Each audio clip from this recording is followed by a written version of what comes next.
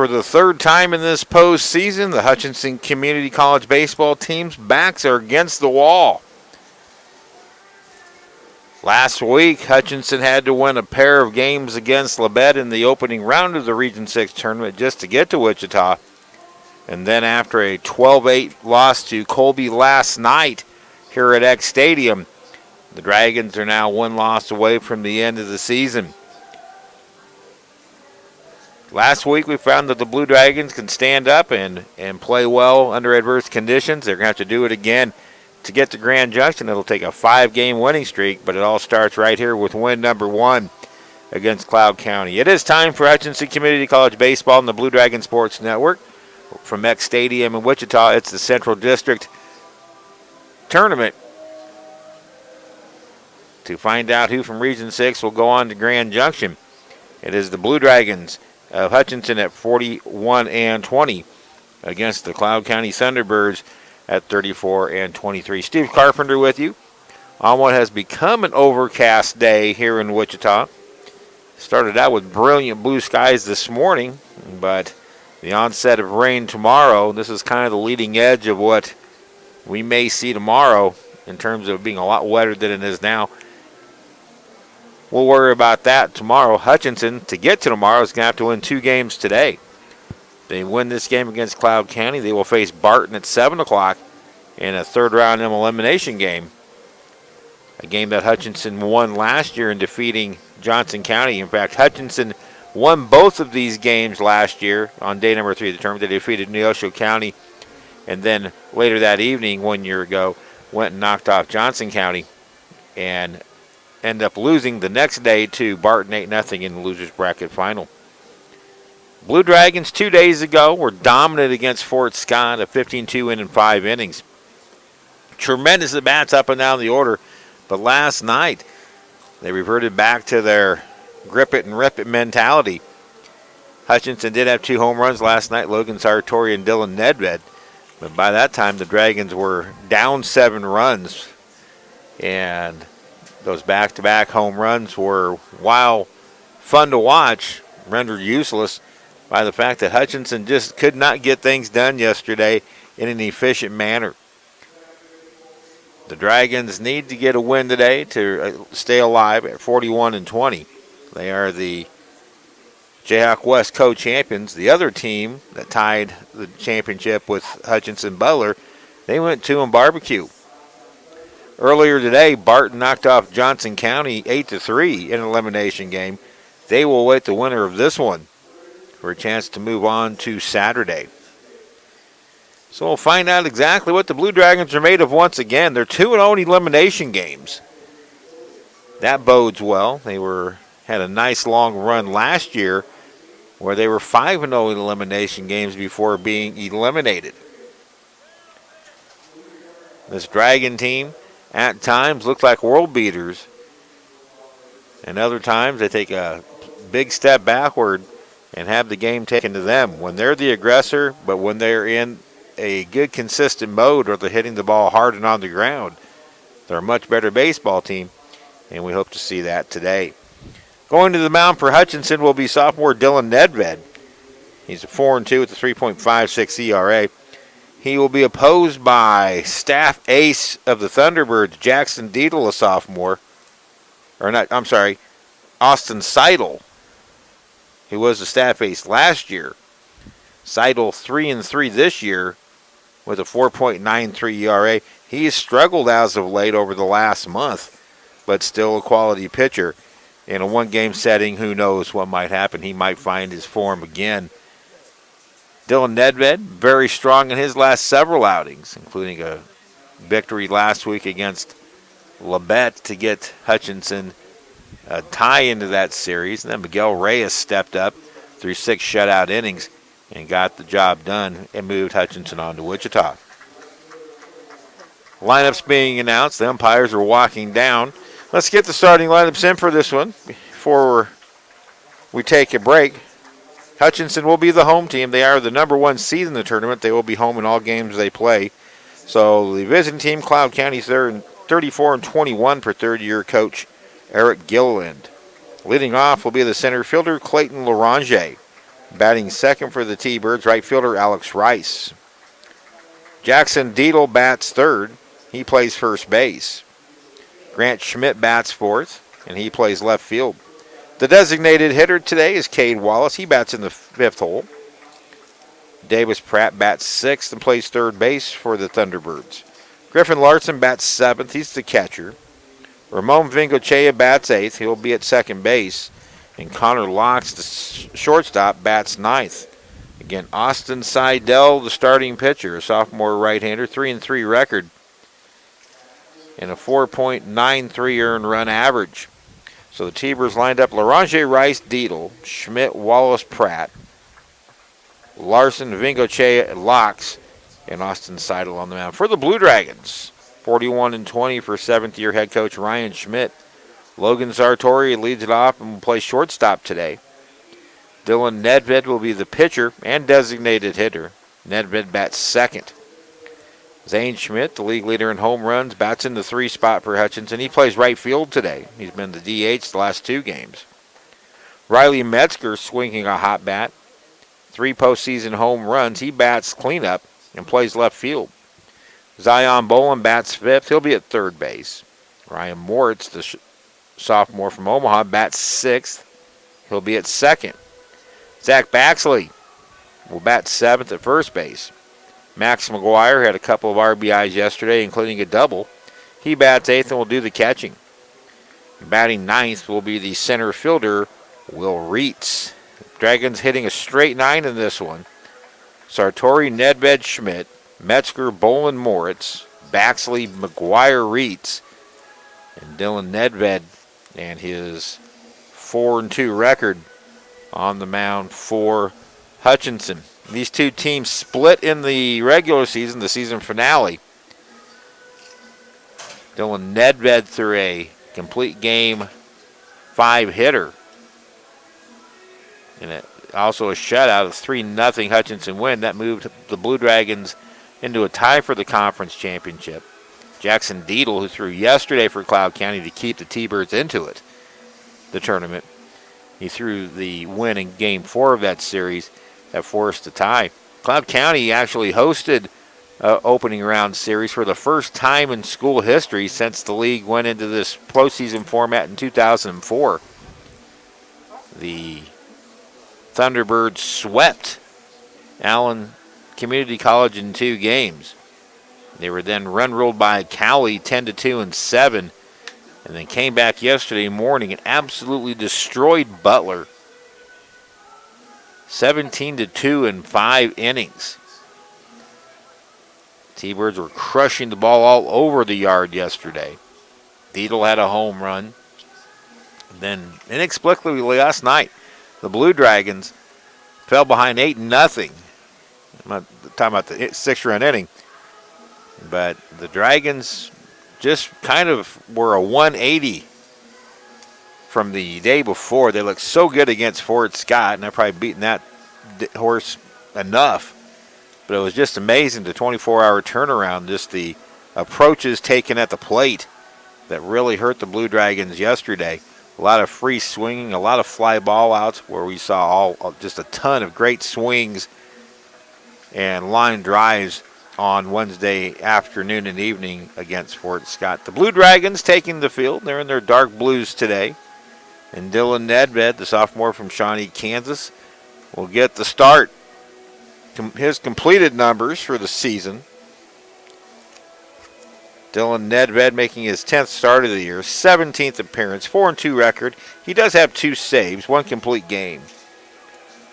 3.56 ERA. 55 2/3 innings pitched for Dylan. He's allowed 60 hits, 37 runs, 22 of those have been earned, but his control has been magnificent. 73 strikeouts to only 9 walks. An opponent's hitting .269 against.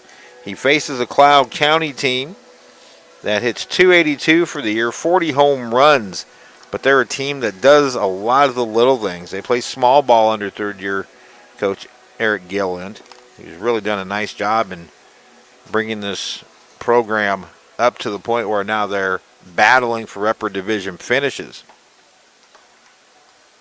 Many, many years, Cloud County would be the 8 or 9 team in the West. Either qualify and go 2 and barbecue in the playoffs or not qualify at all. So hats off to Eric Gilliland. Again, last time out against Cloud County, Nedved threw a complete game and a 3-1 win. He struck out 10. That was the conference tying win. Now, both teams fighting for their postseason lives.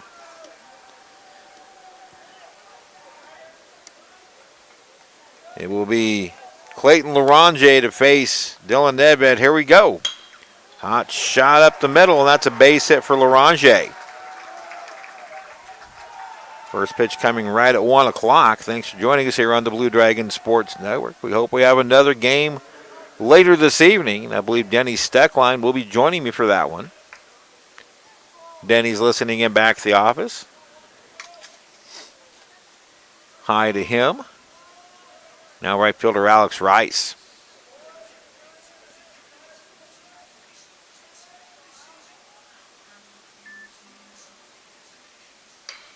First pitch swing, diving stop. Sartori knocks it down. Will have no play. So back-to-back singles on the first 2 pitches of the game. And it's a tough start for Sartori.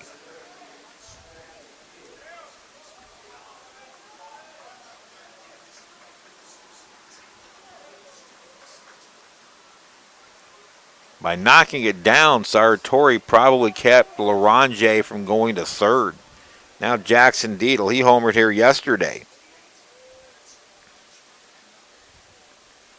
Deedle so far here in Wichita, 2 for 8, a double and a home run. 2 driven in. And that pitch is outside, ball 1.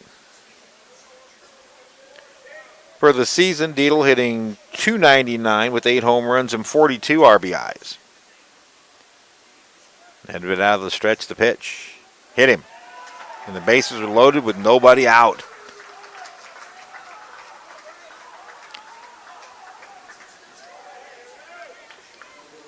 Last night, the Dragons gave up 6 in the top of the first to Colby. Now we'll see if the sophomore Dylan Nedved can minimize the damage. Here's left fielder Grant Schmidt. Schmidt, team high 13 home runs, 48 RBIs, and an average of .253. Changeup from Dylan Nedved is swung on and missed for strike 1.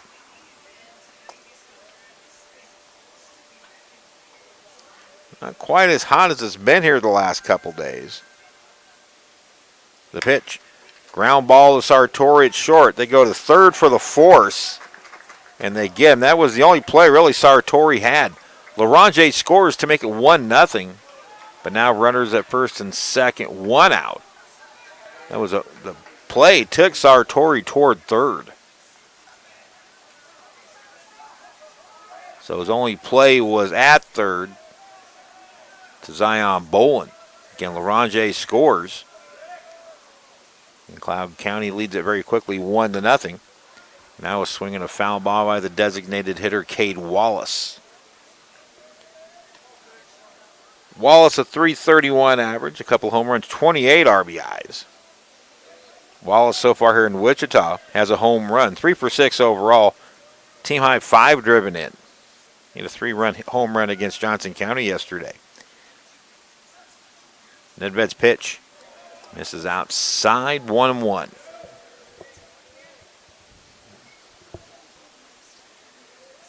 Coming up at 4 o'clock, the winner's bracket final.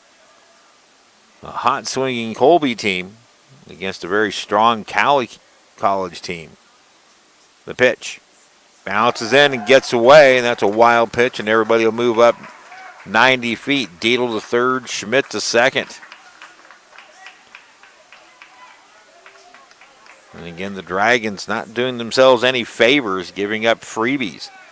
There were 6 walks, 5 wild pitches, 3 errors last night that were absolutely costly. Now Nedved will work out of the windup with runners at second and third. That's up the middle and through, base hit. Deedle scores. Schmidt being waved. Ball being bobbled by Reitz in center. but Schmidt would have scored. Now it's 3-0.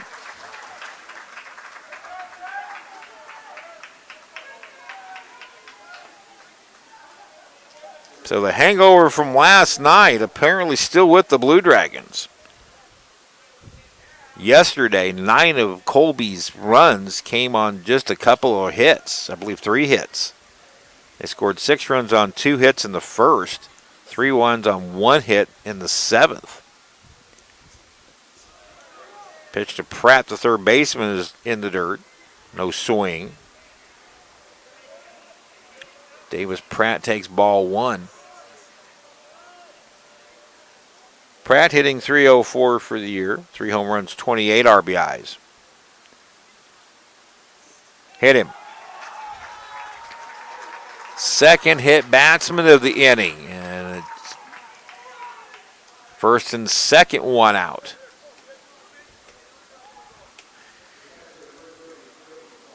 Here's the catcher, Griffin Larson.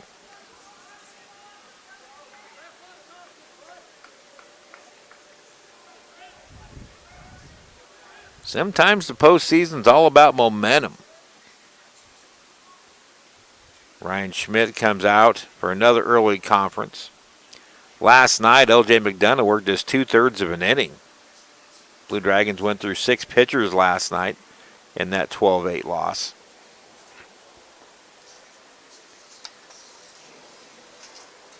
Matt Hopkins worked 2 1/3. Zach Philbin 3+ innings. Cade Fenton an inning. Zach Furniture pitched to 5 batters, didn't retire anybody. Then Matt Delkin worked the final 2. In all, the Blue Dragons just gave up way too much yesterday. I think I said 3 errors were committed, just 2 officially.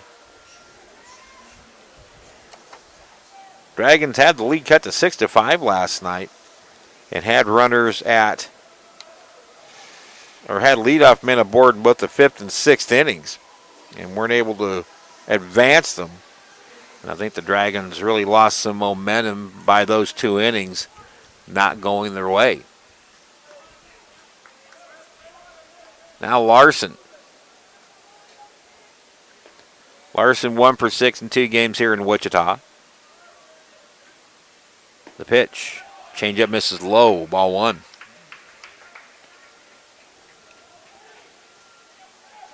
Blue Dragon men's golf finishing up their final round down in Florida at the national tournament. The pitch in the dirt. Another good stop by McGuire. And it's 2-0.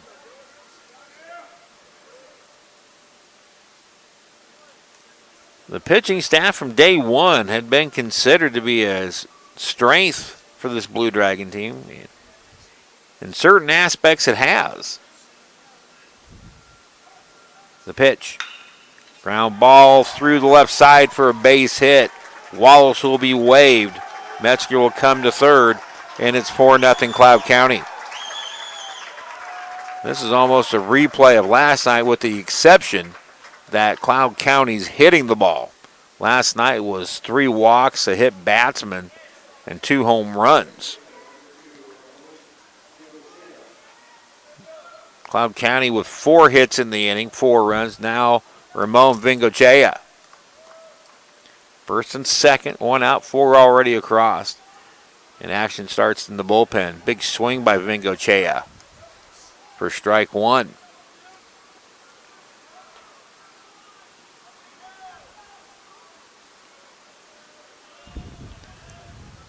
So a long way to go in this one, but the Dragons have to minimize the damage. The pitch. Over but low for a ball, 1-1. In the Labette series, Blue Dragon pitching struck out 43 Cardinal batters over 3 games. They've already, as a staff, decimated the single season strikeout record as a team. The pitch. High chopper up the middle. Moritz gets it, steps on the bag for 1. Then the throw at first is wide. Here comes Pratt to score to make it 5-0. Moving up to second is Vingochea. So error, what probably should have been a fairly easy double play.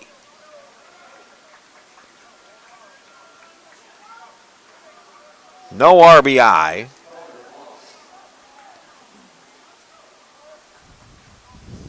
Be an unearned run. Now Connor Locks, the ninth batter of the inning. 5 across for Cloud. There's a bunt along third, but it'll go foul. Third baseman Zion Bolin was playing deep at third, so Locks decided to drop one down to see if he can beat one out. Stayed fair, he probably would have gotten the job done.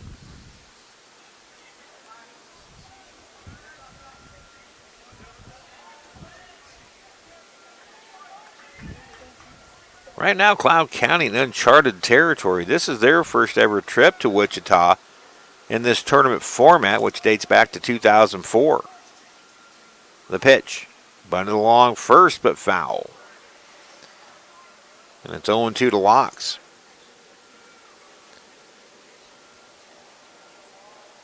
Locks here in Wichita swinging a hot bat. 4 for 6.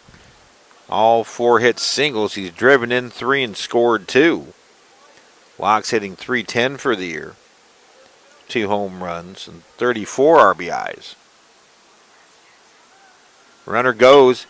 High chopper right side, fielded by Baxley. He'll flip to Nedved, and the runner's safe. Coming all the way around from second to score is Vingo Che, and it's 6-0.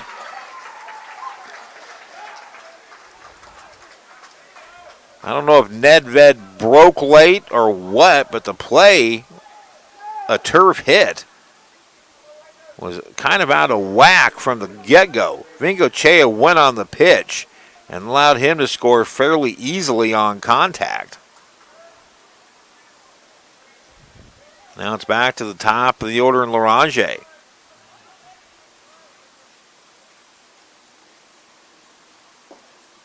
Swing and a miss.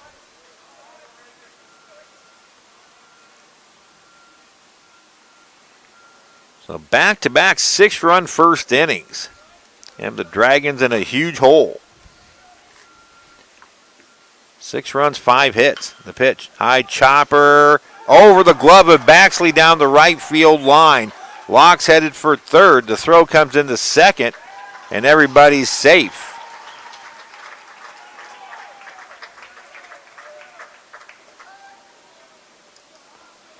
And the bounces keep going against the Blue Dragons. So Larange with his second hit of the inning.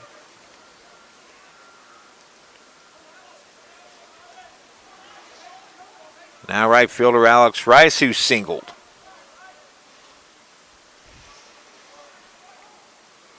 He was forced out on a ground ball by Schmidt.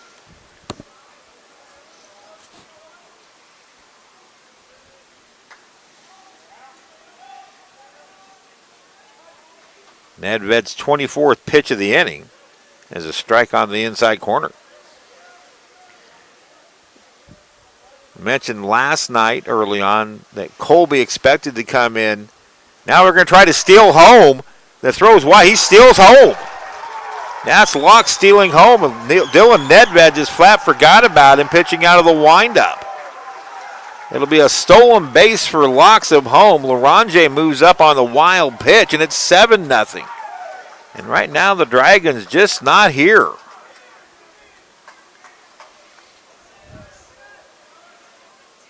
A steal of home by Locks. And it's a 7-run first inning. That pitch misses outside by a hair, and it's 2-1. Wow.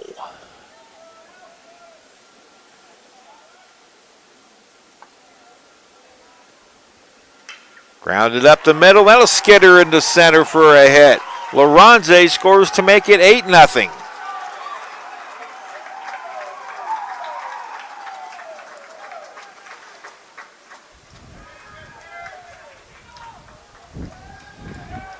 Eleven batters have come up.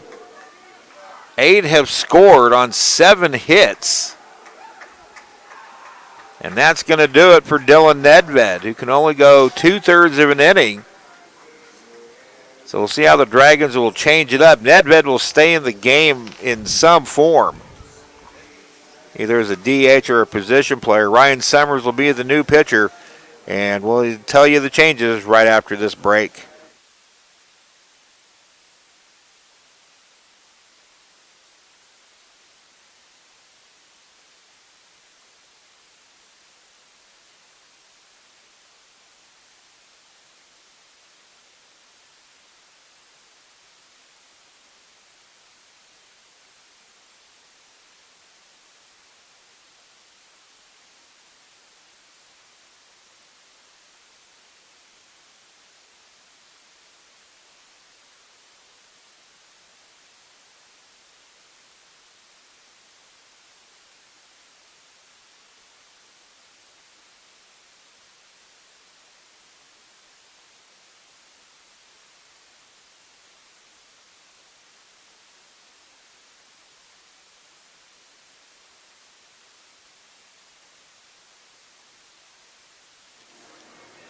Dylan Nedved will remain in the game as the designated hitter. He'll still hit in the 2 slot, but as the DH. And Ryan Summers becomes the new Blue Dragon pitcher.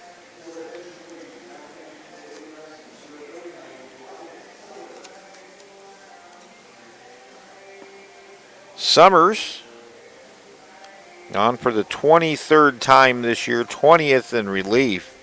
7-3 record with 2 saves, part of 2 combined shutouts.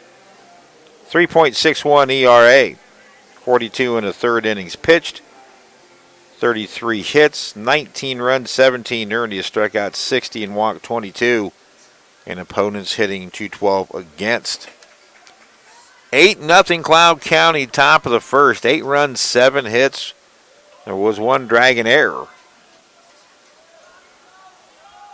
And now Jackson Deedle looks for more, the 12th batter of the inning.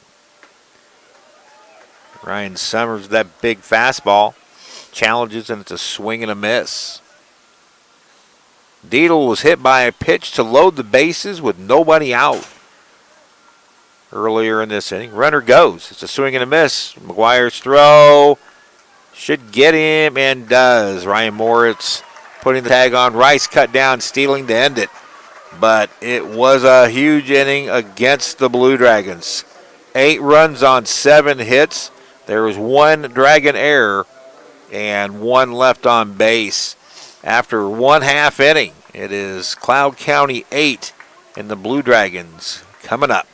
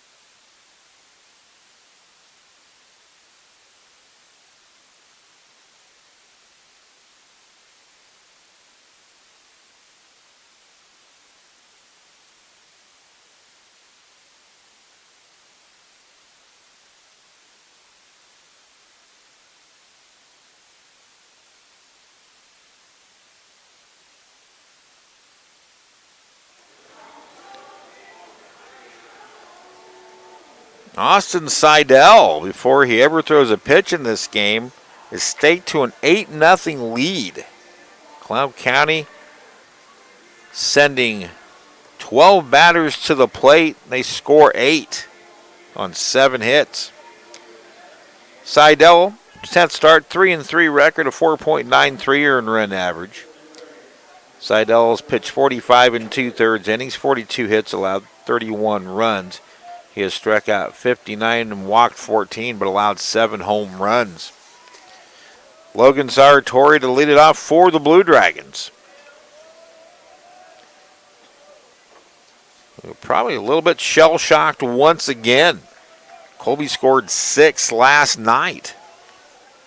not even 24 hours ago. It's ball one to Sartori. He lines this one to right field for a hit. So a good start to the bottom of the first. That one a line drive.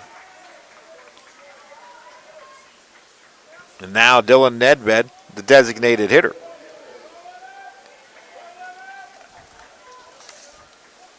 Last night, Sartori was 2 for 5 with the home run. Nedved 1 for 4 with the home run. They went back-to-back last night in the 8th inning, but the game was already out of reach. Breaking pitch from Seidel's, a strike on the outside corner.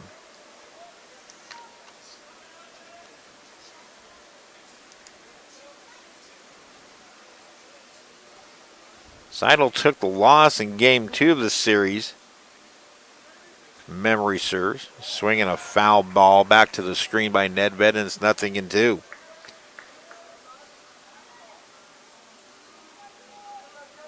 "48 hours ago, we were just praising this Blue Dragon team for as well as they played, but I don't know if they went to a bad salad bar or something Wednesday night, but nothing has gone right since.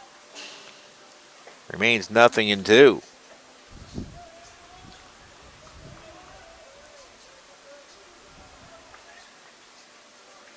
This team went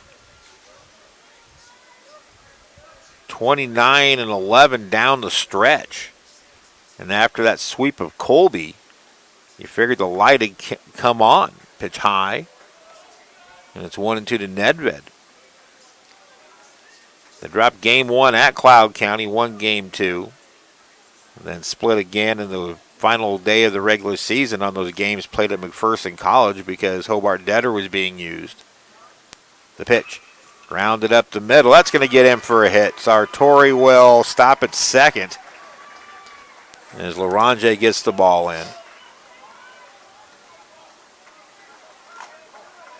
So it's first and second. Nobody out for Zane Schmidt. Zane so far here in Wichita. 2 for 7. He's driven in 4.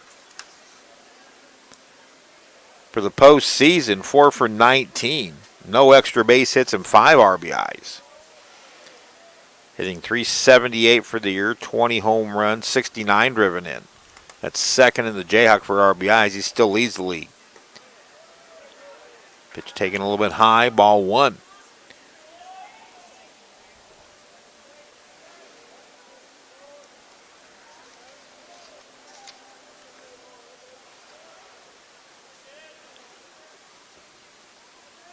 "14 runs allowed in the last 2 first innings. That's a big hole to climb out of. The pitch. Way outside, ball 2. And talking with Cloud County Sports Information Director David Wilson, Austin Seidel has had his struggles the last month of the year. Been pulled early from several starts over the last month. The pitch. Once hit the center field pretty well. Going back is Larange at the fence, and it's gone! Home run number 21 to dead center field for Zane Schmidt. It's a 3-run bomb. RBIs number 70, 71, and 72. Home run number 21. And the Dragons get 3 of them back.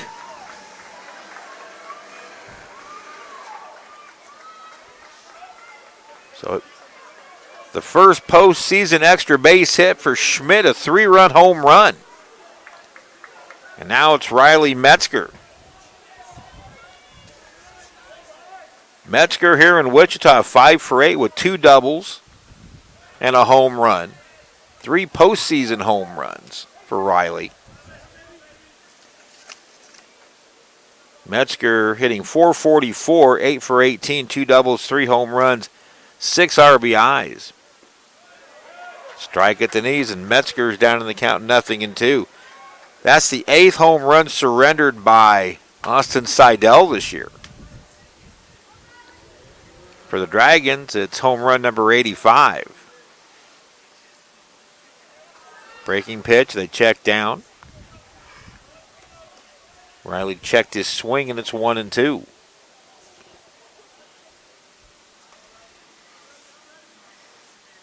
The wind blowing out today. Pitch sails outside, 2-2. Eck Stadium, in terms of size, very similar to Hobart Detter Field. Hobart Detter a little bit bigger in the alleys and then center. The pitch. Outside, full count. The gaps here are 375. Dead center is 390. At Hobart Detter Field, the gaps are 380 and 392 to dead center. 330 down the line at both ballparks. So very similar. The pitch. Ball 4. Seidel had Riley down 0-2. And then throws 4 out of the zone, and the first 4 Dragon batters have reached. And that'll bring out Eric Gillian, the third-year head coach of the Thunderbirds. Yep. 8-3 the score. And we're going to take a real quick break.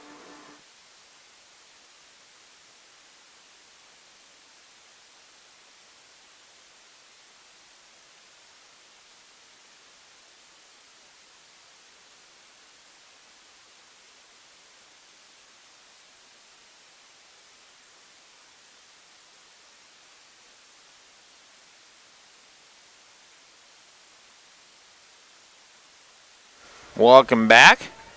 Meeting is over. Now Zion Bolin will be the batter.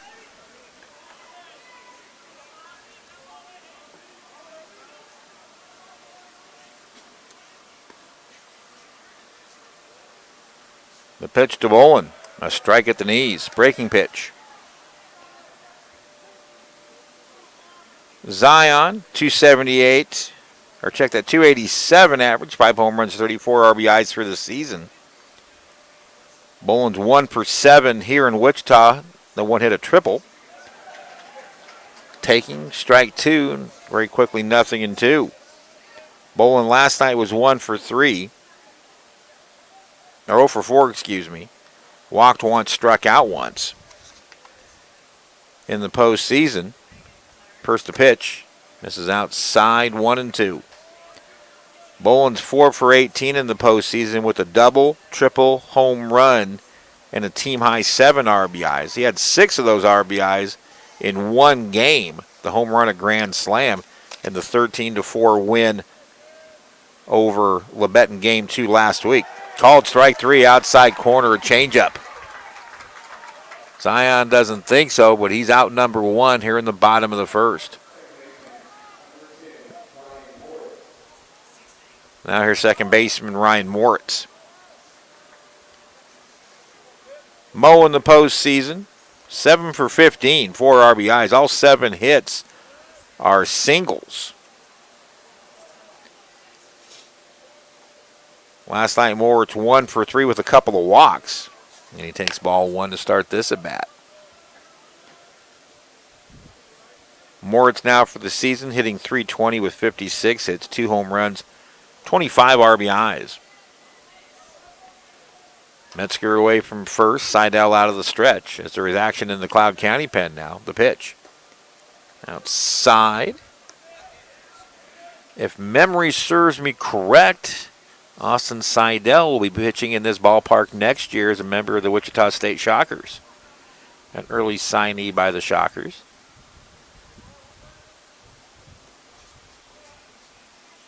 Here's the 2-0.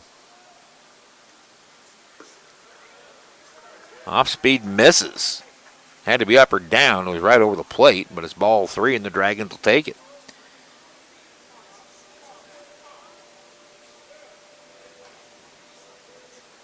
Moritz tied with Zane Schmidt for the lead in walks with 39. That's right down the chute for a strike.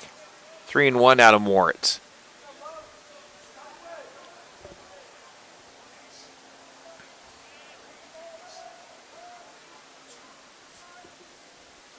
"29 minutes into this game. We have not completed the first inning." Here's the pitch. And on the hands foul, that rattles into the Cloud County dugout. Now Seidel comes back from 3-0 down in the count to run the count full against Ryan Moritz. Zach Baxley on deck.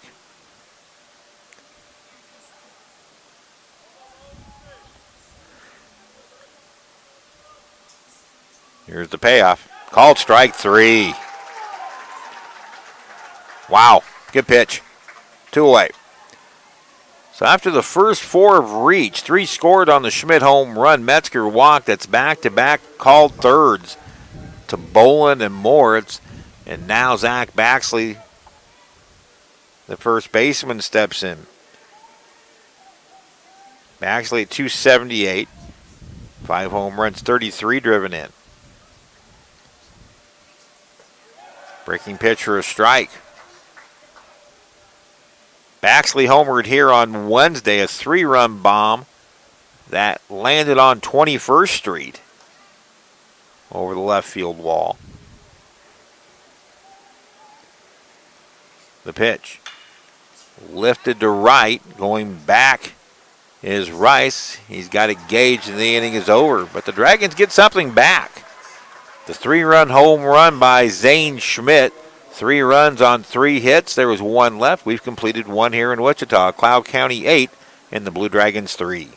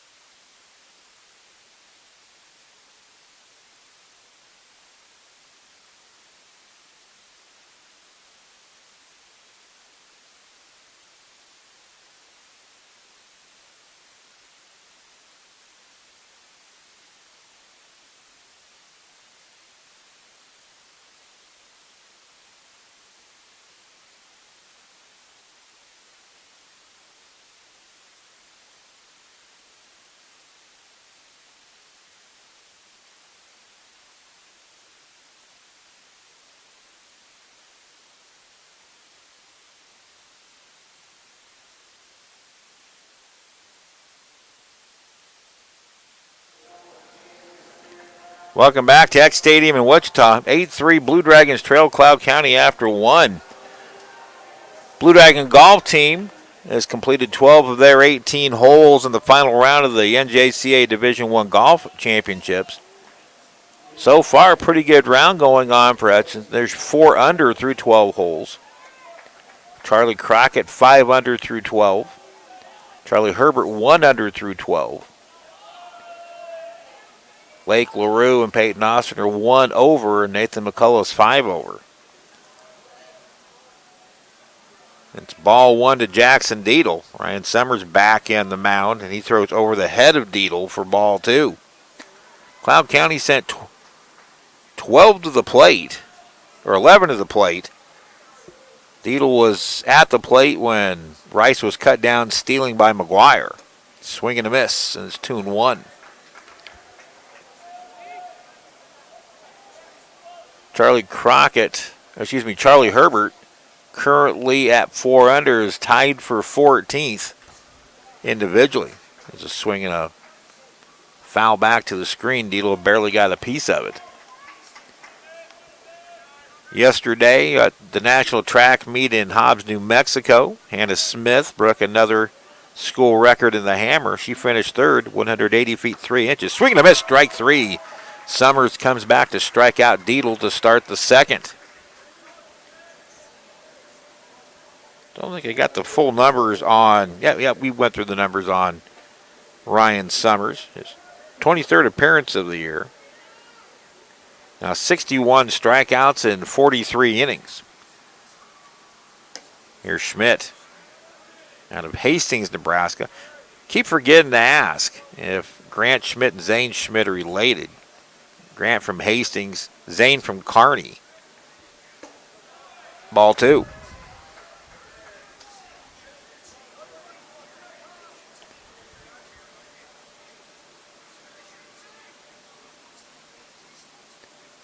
The pitch.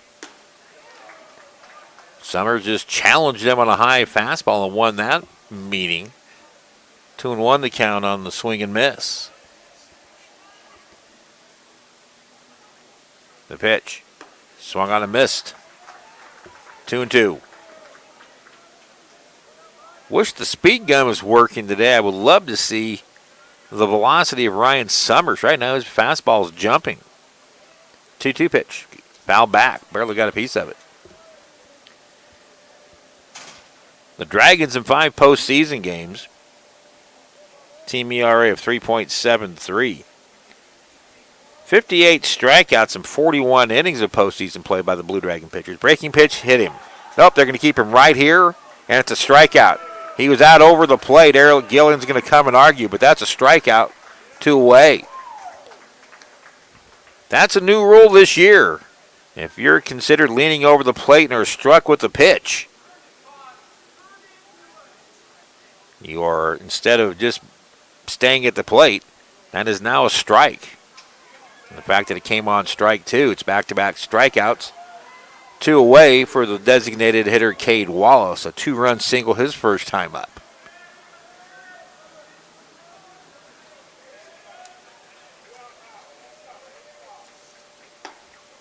Robert Dickinson, our home plate umpire, making the call.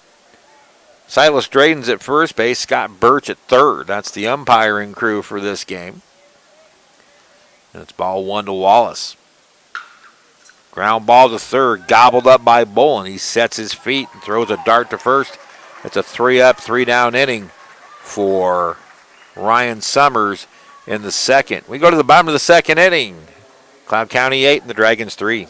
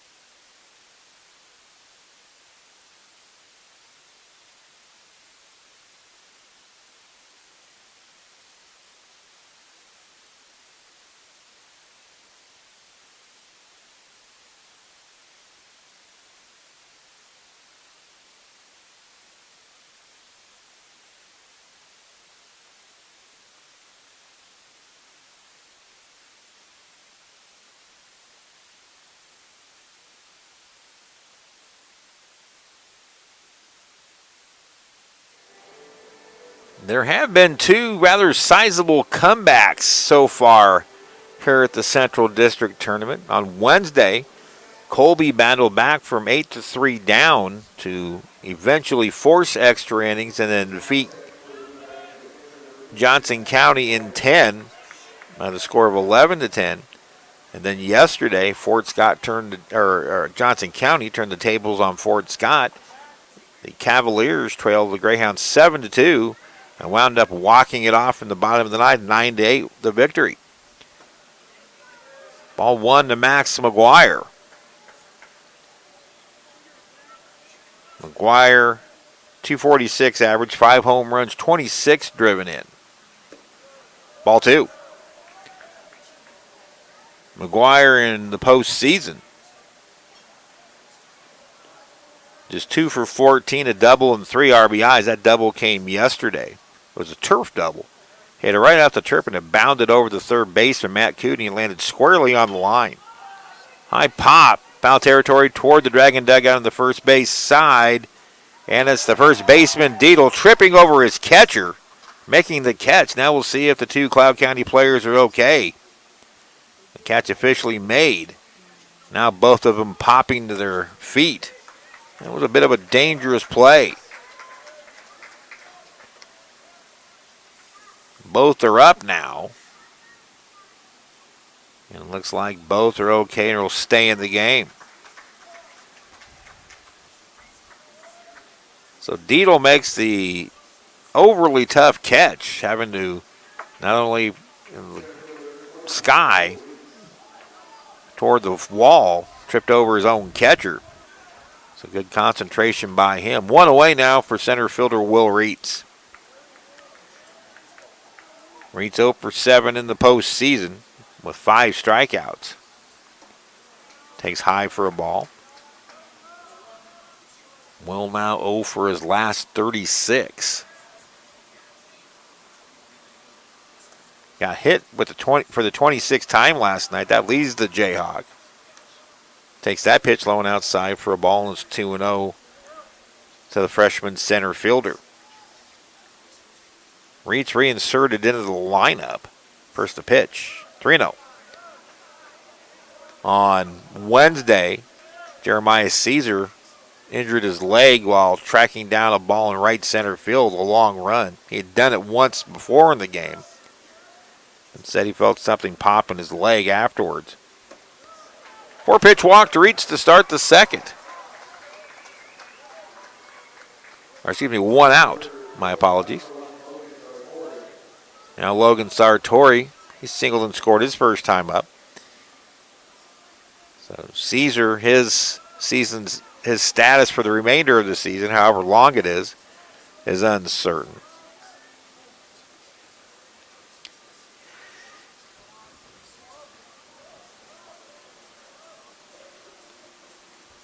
Seidel out of the stretch, the pitch. Strike outside corner.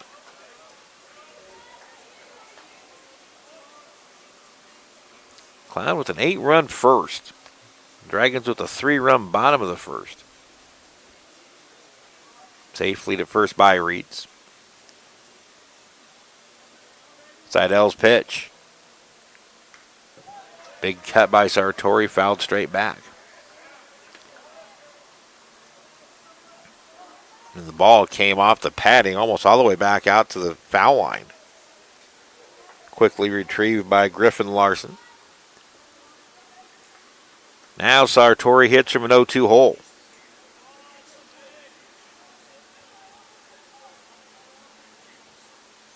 The pitch. Lifted to right, down toward the line. Rice has the catch. And there's 2 away here in the Dragon third. Last night with that triple, Logan Sartori tied Quentin Crandall for the career lead in triples with 10. He's also in a 4-way tie for the career lead with doubles with 37. Runner at first, 2 away for Dylan Nedved, a single and a run scored his first time up. The pitch. First pitch hacking is fouled out of play to the right.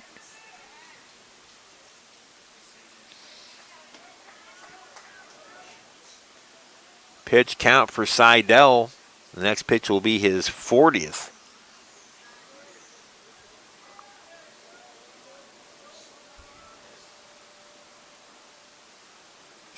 The pitch. Misses upstairs. 1-2, or 1-1.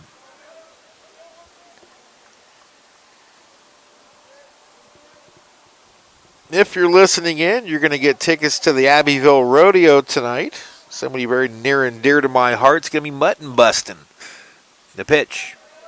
Outside, not by much. 2-1 the count to Dylan Nedved. My 4-year-old granddaughter, Hope, is in the mutton busting contest tonight at Abbeville. Good luck to Hopi.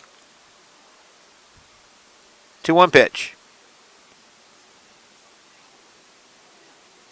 Foul back, good cut by Nedved.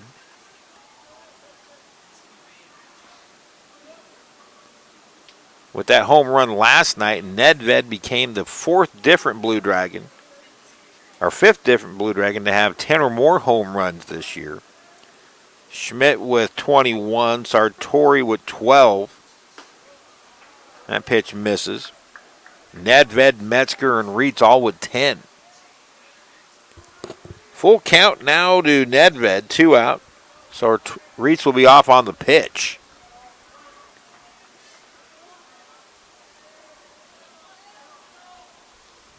No surprise, Dietl's holding him on.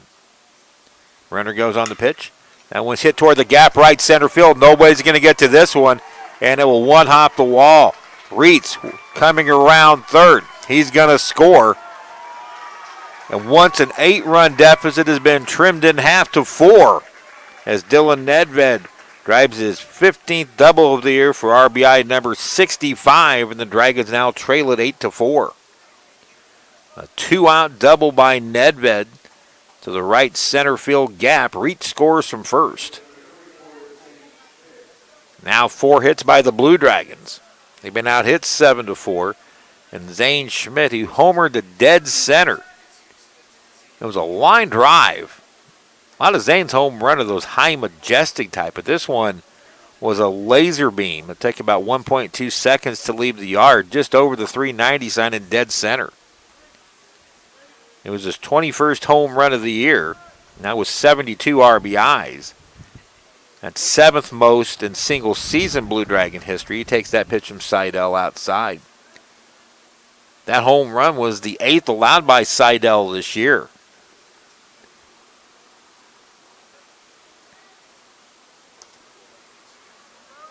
Schmidt now has 3 home runs against the T-Birds this year. Hits this one to right, may hung up, and it does for the right fielder, Alex Rice. Zane put a nice swing on it, but it's caught for out number 3. Yet the Dragons chip away a little bit more.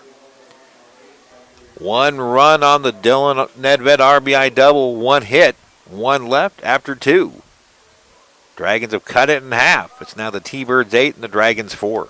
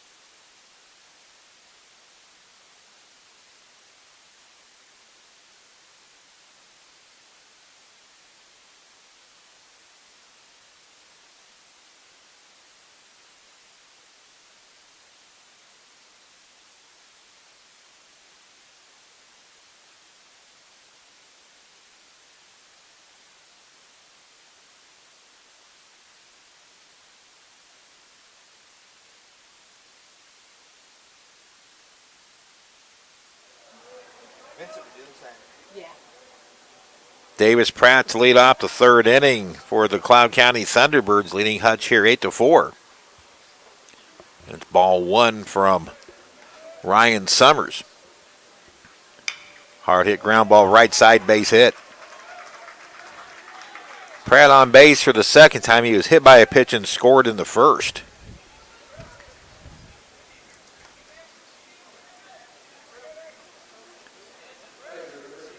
So with the leadoff man aboard, it'll be the catcher Griffin Larson, an RBI single his first time. 8 hits now for the Thunderbirds. They've doubled up the Blue Dragons in that department.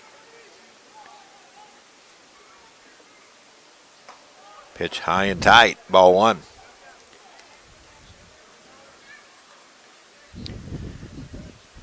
And the wind blowing right out of the south, which means it's blowing out to left.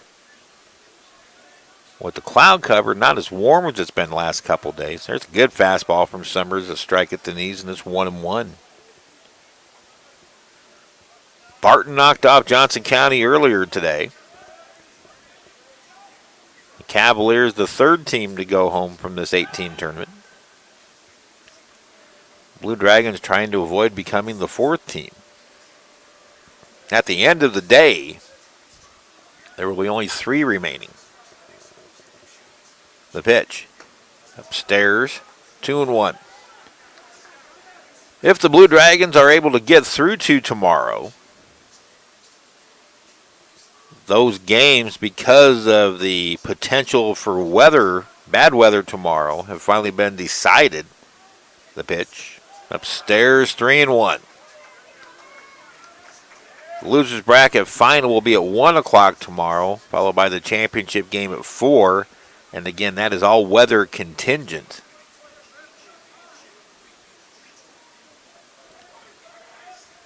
Here's the 3-1. Lifted high to right field. Now toward right center. It is Zane Schmidt making the catch for out number 1.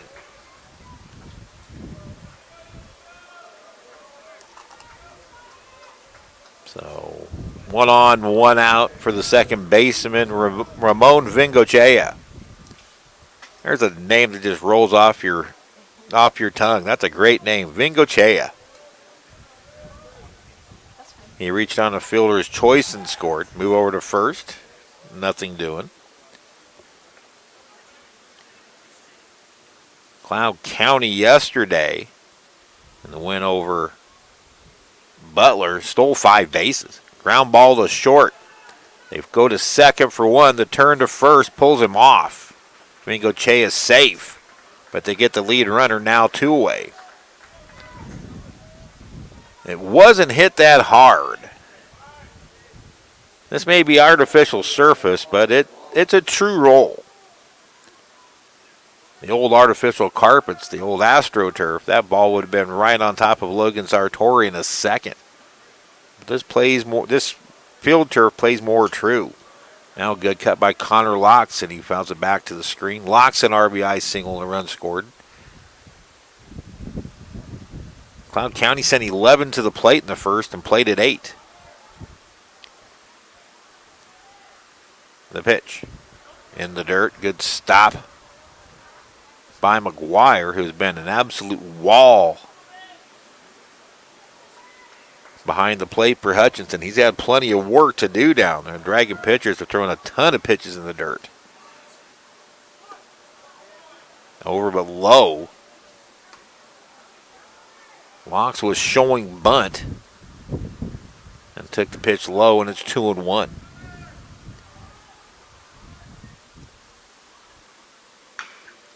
That one's pulled foul by Locks past third. Count evens at 2-2.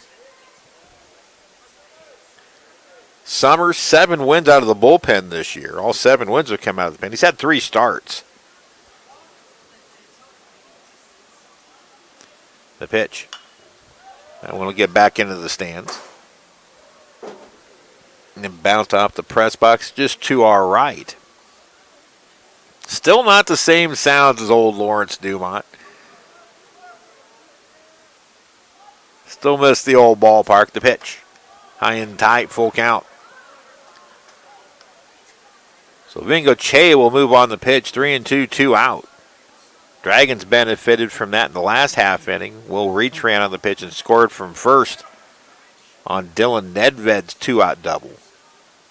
Runner goes. Pitch hit him.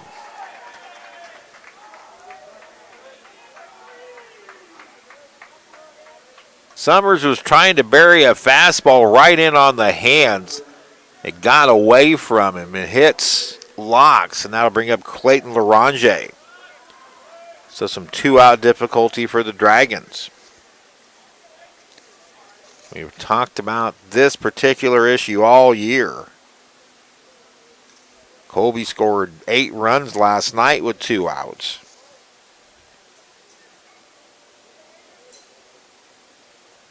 That number of 2-out runs against has climbed to 132.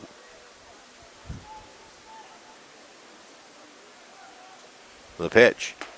Outside, ball 1.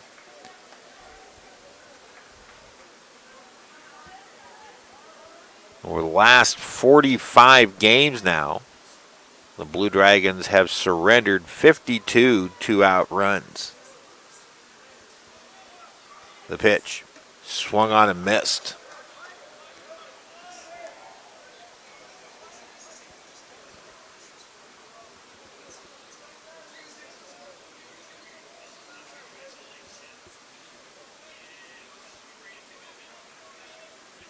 See if Summers can shut it down here. Strike at the knees, a fastball, 1-2.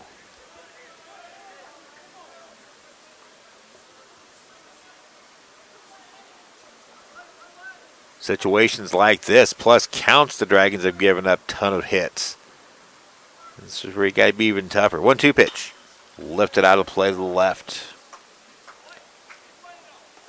Getting into the construction area. That area off to the left there behind the third base dugout. It's going to be the new Blue Dragon, the new Shocker. The new Shocker facility, new clubhouse, office area, weight room. Be connected with the Bombardier hitting facility. The pitch. Outside 2-2. You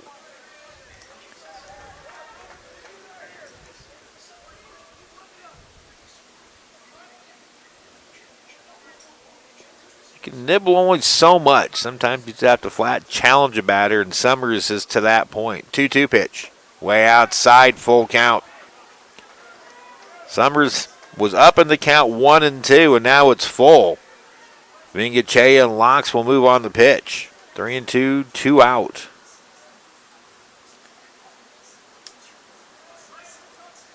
Could be a momentum-type pitch coming up here. The pitch. Ground ball gotten to by Moritz. He throws the first in time by a step, and the inning is over. That was about as close as you're going to get, but Mo comes up big with the glove, and the T-Birds strand 2. No runs, a hit, 2 left after 3.5. It's Cloud County 8 and the Dragons 4.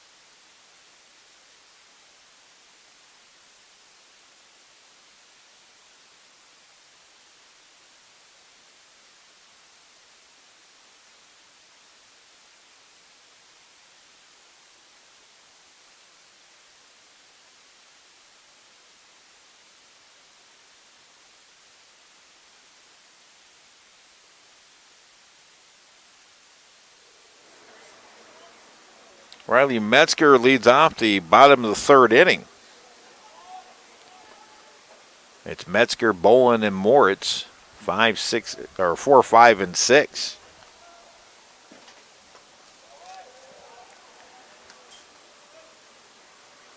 That's ball 1 to Riley.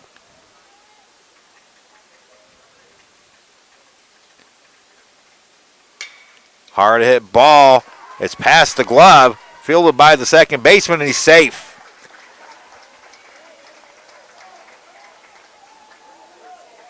Cloud County had the full shift on for Metzger. The shortstop, Locks, fielded it on the second base side. It was sharply hit off of him. It deflected over to Vingachea in short right, but Metzger beats it out for a leadoff single. Now here's Zion Bolin. That is the 6th hit here in Wichita alone for Metzger. It's a strike to Bolin. Zion took a called third.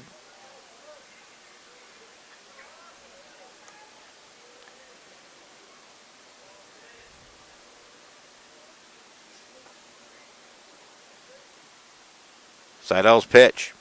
A breaking pitch. Good stop by the catcher, Griffin Larson.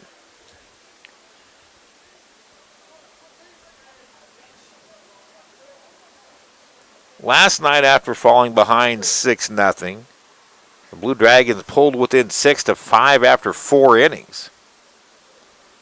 The pitch. Good plate discipline by Bolin on that pitch in the dirt. He lays off. And now has the advantage in the count, 2-1. A lefty begins to throw in the Cloud County pen. Jackson Deedle pitched 6 innings yesterday. He's out, but pretty much the entire rest of the Cloud County staff available. The pitch. That's smoked up the middle for a hit. Riley Metzger will stop at second for the third straight inning. Or for the second inning of 3. The Dragons have the first 2 on. Bolin gets his first hit. And again, just a nice, easy swing. Now Ryan Moritz. If the Blue Dragons come back and win this one, put a red circle around that defensive play that Moritz made in the top half of this inning. He ranged far to his right, fielded cleanly, then threw a strike to Baxley at first to get the runner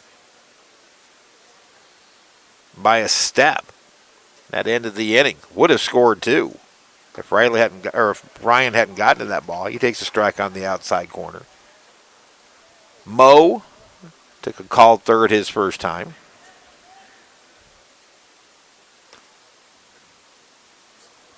Center fielder Clayton Larange shades Moritz a hair toward left.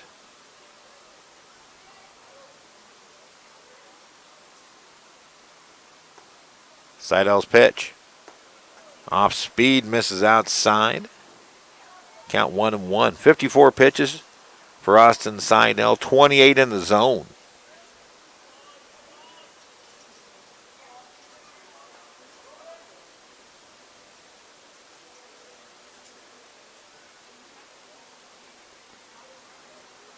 Nobody out here in the third. Dragons have the first 2 aboard. The pitch. Big cut by Moritz, and he misses 1-2.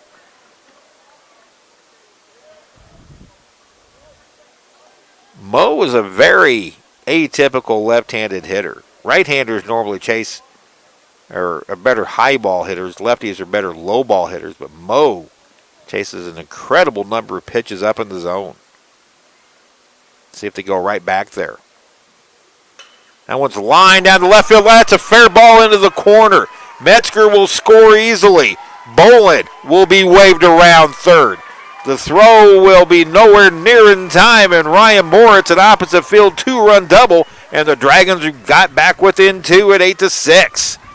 What a piece of hitting by Moritz. Double number 13, RBIs 26 and 27.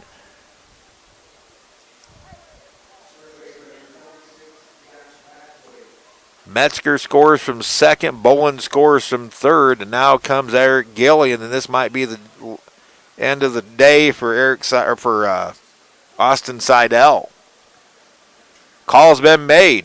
We will have a pitching change. The Dragons are back in it. Ryan Moritz's 2-run double cuts the Dragon deficit to 2. We'll break here for this pitching change. Hutchinson now trailing 8-6.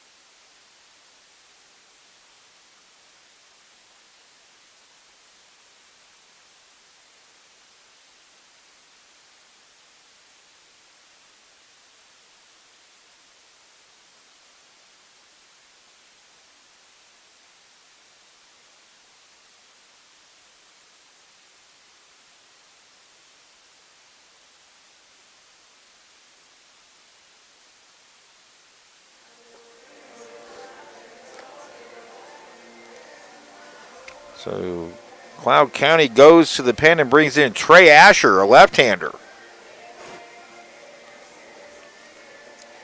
Austin Seidel works just 2+ innings. So his late season struggles continue.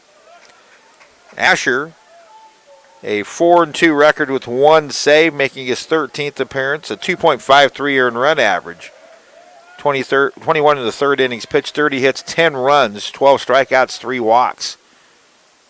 He faces Zach Baxley, 2 in the inning. Dragons have now scored 6 unanswered after giving up 8 in the top of the first.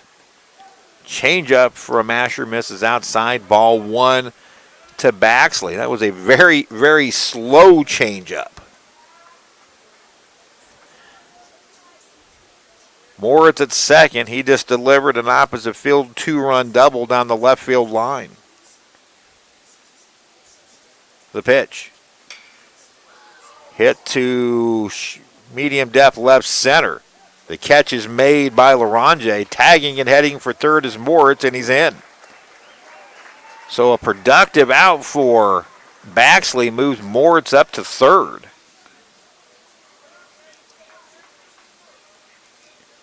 Now 1 away for Max McGuire.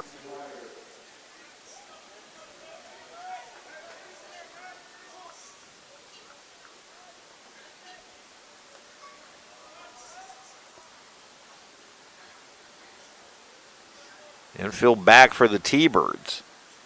With the exception of third baseman Davis Pratt, he's close to the bag. First offering to McGuire is a strike at the knees.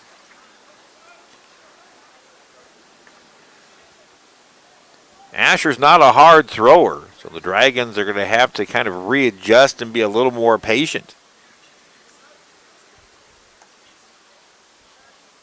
The diminutive Asher pitches. And Max pulls a foul, and he's down to the count 0-2.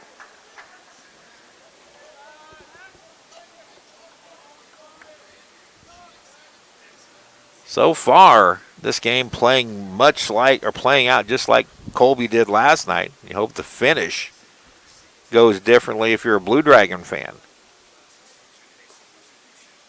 Moritz away from third to pitch. Sails way outside a ball, 1-2.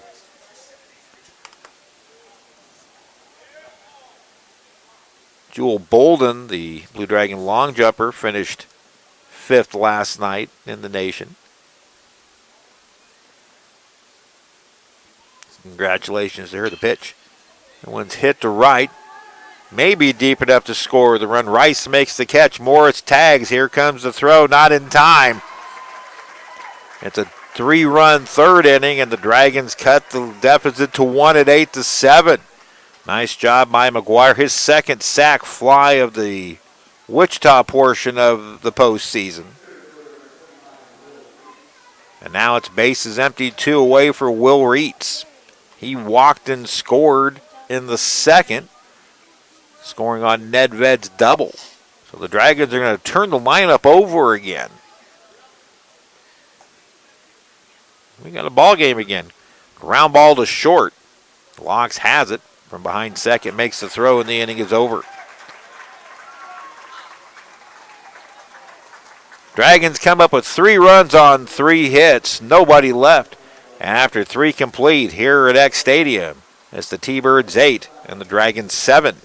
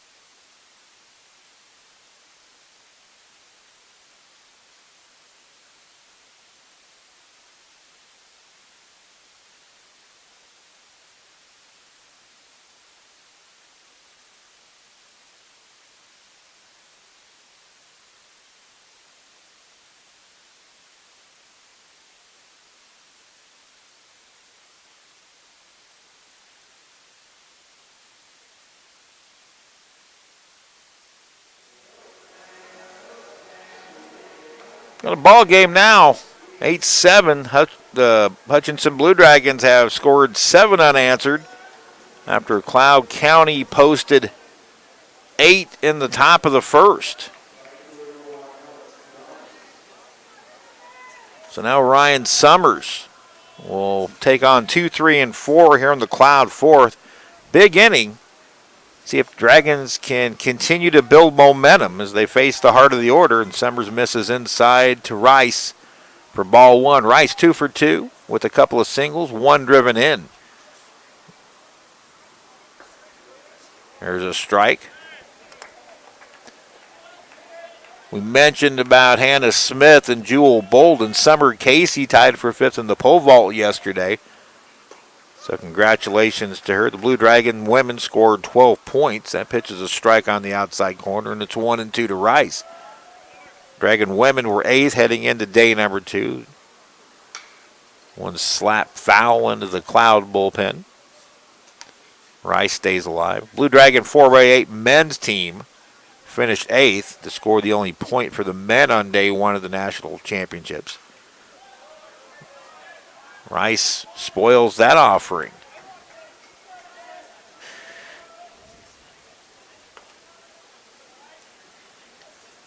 The pitch. Way outside, 2-2. You would love to see Ryan Summers kind of control those ways pitches. Give him those, say, way outside, really offer you no help for later pitches. There's a ground ball up the middle. That's a base hit. Ryan wasn't happy with that location. That missed right out over the middle of the plate. And on the 2-2 pitch, Rice singles. He's 3 for 3. And now Jackson Deedle. He was hit by a pitch and scored, then struck out.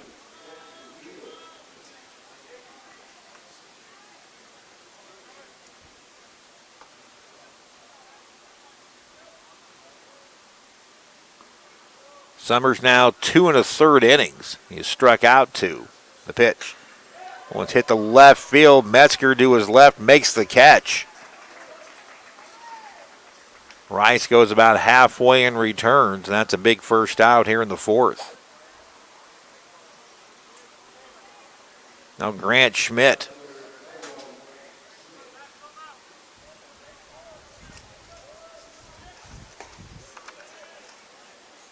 Schmidt, the leading home run hitter for the T-Birds. Slider for a strike. Beauty of a pitch. 0-1.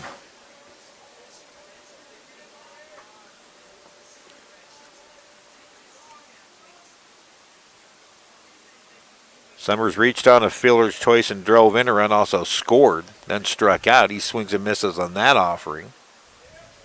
And it is 0-2.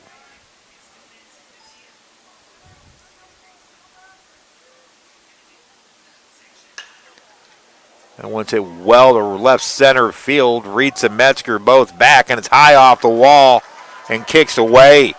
Rice is being sent around third. He will score. Schmidt headed to third. And it is a RBI triple for Schmidt, and he didn't miss a home run by much. So now it's 9-7. So that stops the Dragon run at 7 unanswered. Both Reitz and Metzger went after the ball. One probably should have given away to protect that kickback. That at least gave up another 90 feet to each base runner. Strike one now to Cade Wallace. So now the Dragons again down by 2. 10th hit of the game. And went in and they fist foul back. Quickly 0-2 the count.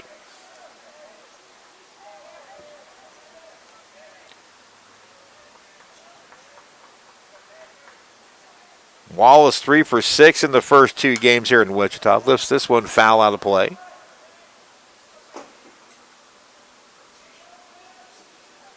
Now 4 for 8 with that 2-run single in the first. He grounded out to end the second. Loop behind the bag, first base side foul territory. Baxley makes the catch for out number 2. No tag from Schmidt. That play a little tougher than what you think, especially with the angle that backs had to take to go get it.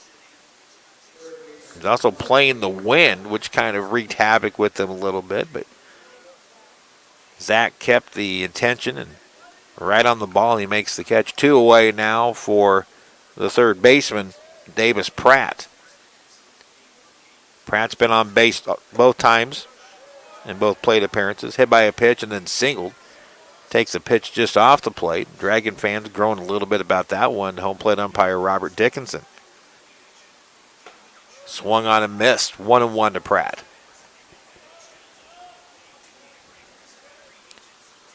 With the wind blowing out, we figured there's going to be some more runs scored by both teams. Slice foul by Pratt over in the construction area. Now it's 1-2.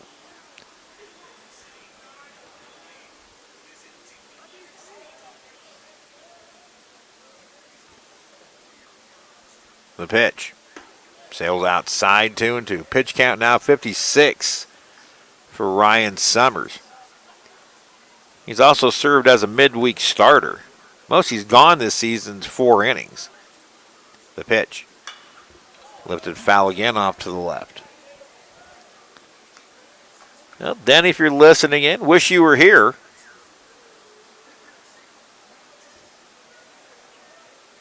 Denny Steckline, the PA voice of the Blue Dragons, who fills in for me when I have other obligations here on Blue Dragon Baseball broadcast. The pitch off the plate wide, full count.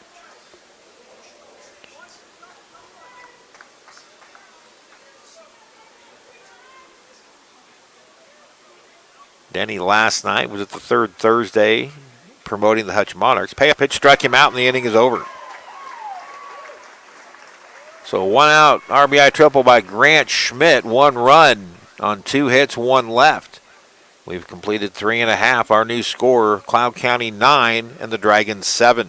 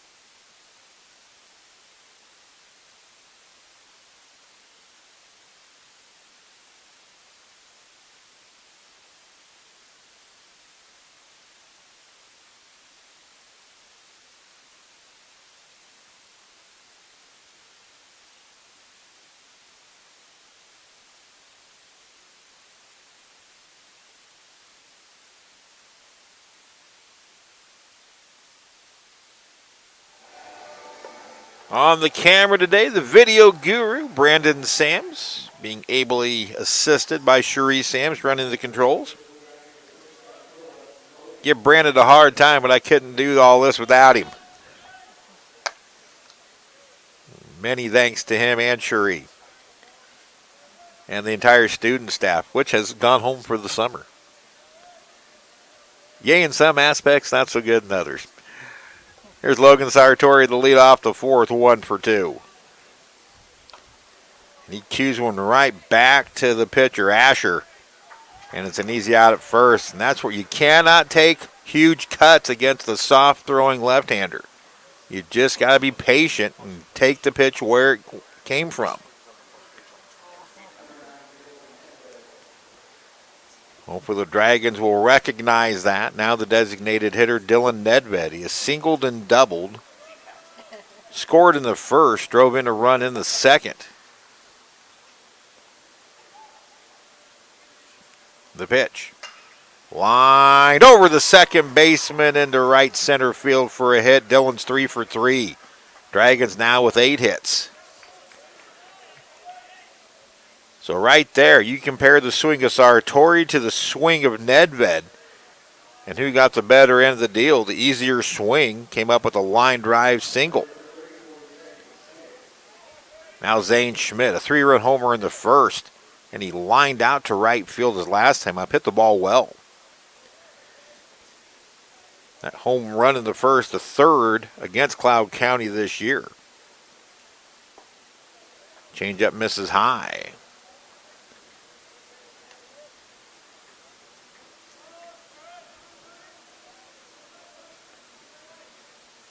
Nedved away from first. Asher comes set. Now delivers. And pitch sails in for a strike. And the count's 1-1.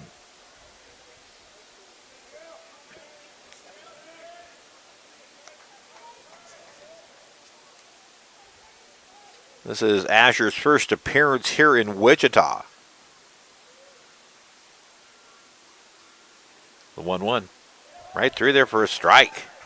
Zane didn't think so, but that was a pretty good pitch. Zane's gone through bouts where he'll look at a lot of pitches and his called third strikes will come in bunches.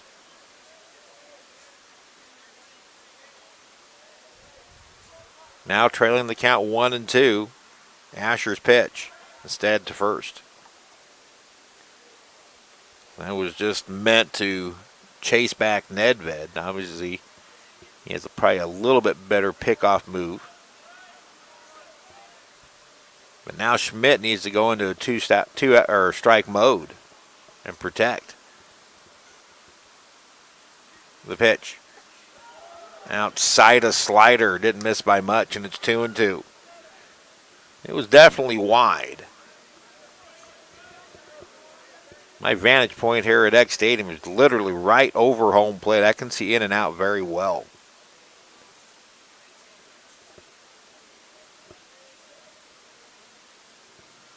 The pitch is a high fly. Fair turn, now blowing back to Wimby. It lands fair, it'll be a base hit. So a wind-aided single for Schmidt. And the Dragons have the tying runs aboard with 1 out. I think it was hit a mile high. Vingochea, Deedle, and Rice never saw it. Now Riley Metzger.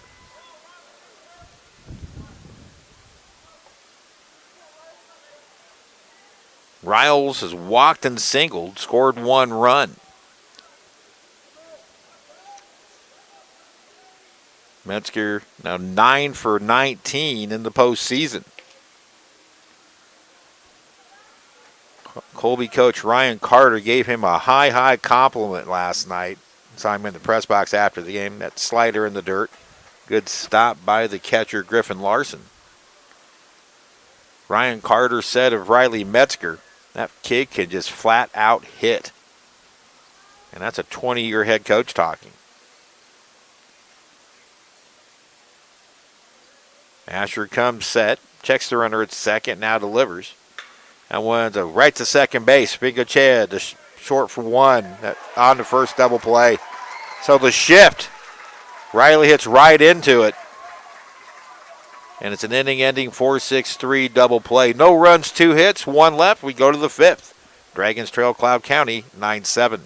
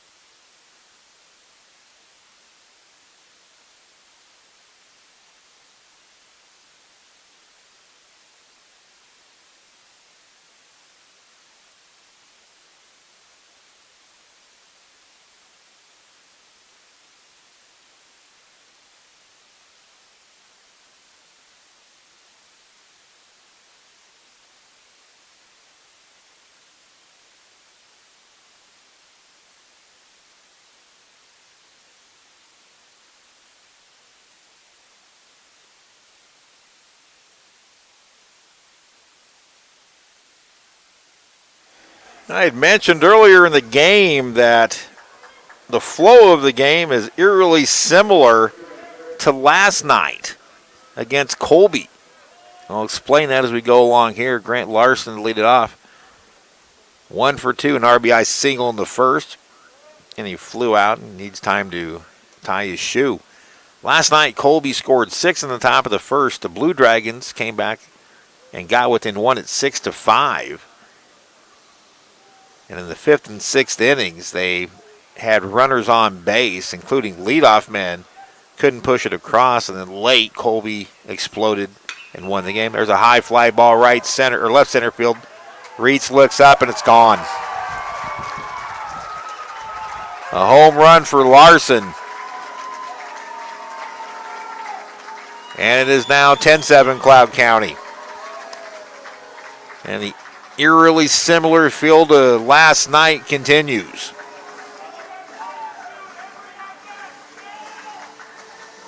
Hit 11 hits now for Cloud County. Now Ramon Vingochea. So continuing with my thought, the Dragons got within 6-5, had some runners aboard. That pitch hit him. Or a warning has been delivered. Pitch over the head. And now a warning by Robert Dickinson has been given. Ryan Schmidt's going to come out and argue this one. That seemed a bit excessive. Just because you gave up a home run and the next pitch goes over the batter's head doesn't mean there was intent. I'm not saying that there was or there wasn't. It just seemed very quick that Dickinson would drop the warning right then and there. Now what that means is the next time Robert Dickinson feels a pitch is in on somebody, not only is the pitcher thrown out, but head coach Ryan Schmidt's thrown out. So the warnings have been given, and that goes both ways. Dickinson warned both benches. So evidently he's going to try to nip whatever is happening down there in the bud. Now Vingochea. Ball 2 to him. So getting back to my point about the eerily feel to last night, there's a pitch popped up. Cloud's never going to let me finish this story. Sartori makes the catch in shallow center for out number 1. So after the Dragons pulled within 6-5 of the Trojans, they had runners on. In the 5th and 6th couldn't produce, and then Colby erupted for 6 runs in the 7th and 8th innings to win it going away. Now Connor Locks singled in a run and scored in the first, was hit by a pitch in the third. He takes a pitch low. Here, today, Cloud County scores 8 in the top of the first. Pitch a little bit low, 2-0. The Dragons score 7 unanswered and trails 7-0 through 3. Now Cloud has put up single runs in the 4th and the 5th to open the cushion back to 3. And that pitch is a strike.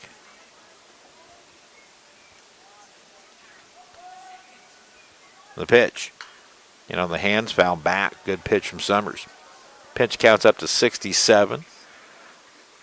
There's action in the pen for the Blue Dragons. A right-hander.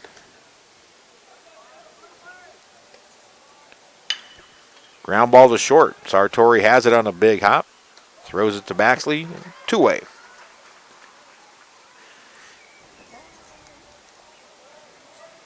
Dawson Linder throwing in the Dragon pen. He hasn't pitched for quite some time, over a month.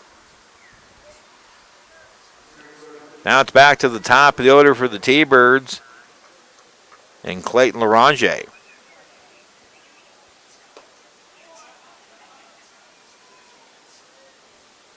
Pitch was delivered, but I'm not sure if that was a pitch or not. I don't think it was. Oh, they did put up a ball. Ball 2. Summers routinely has been behind batters, but he's battled. He's given up single runs here in the 4th and now the 5th. That one smoked to center field, and it drops in front of Will Reitz for a hit.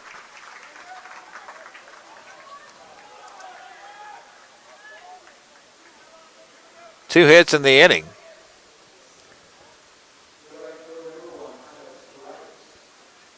Now right fielder Alex Rice, who's 3 for 3 with 3 singles. He's driven in 1, scored 1. Rice, the first 2 games of the Wichita portion of the tournament, was hitting down in the 8 slot. Moved up to number 2 today. He switched spots with Connor Locke. Vingochea went from 9 to 8. That pitch is skied to shallow center. Reitz broke back, now comes in and can't make the catch. Rounding third is Larange. The throw is cut off. And now the throw gets away, and that allows Rice to go to third.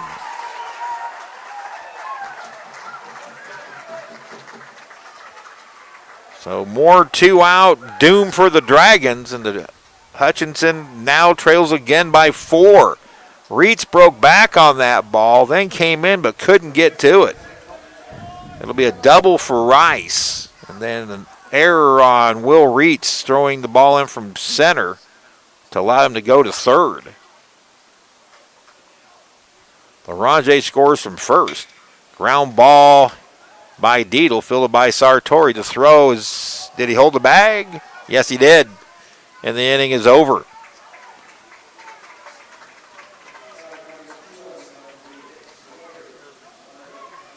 So, Cloud County strikes back for 2 runs on 3 hits.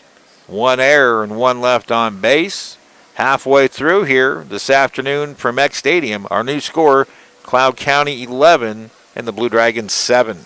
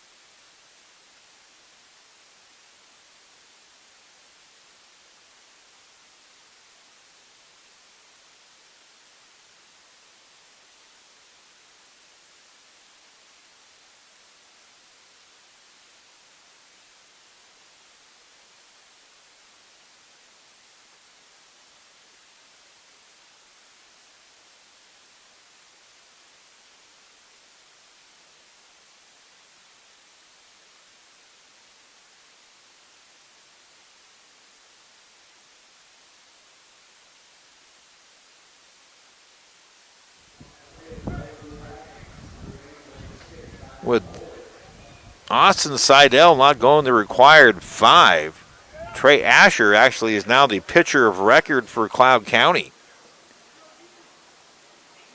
He will face Zion Bolin, Ryan Moritz, Zach Baxley here in the 5th. Now 11-7 as Cloud County has scored 3 unanswered.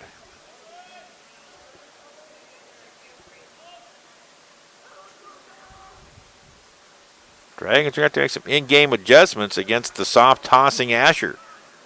Bolin takes low ball 1. Zion is struck out looking and then singled in the 3rd and scored. Scored on Moritz's double down the left field line.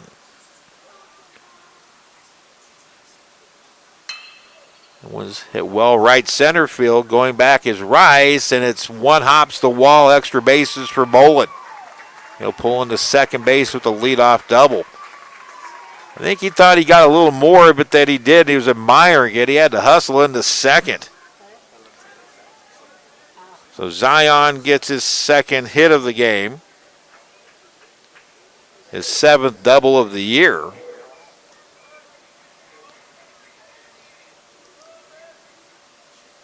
And now Ryan Moritz, who's 1 for 2. This Hutchinson's 4th extra base hit. Now 10 total hits in the game. Change up over the outside corner, a strike to Moritz.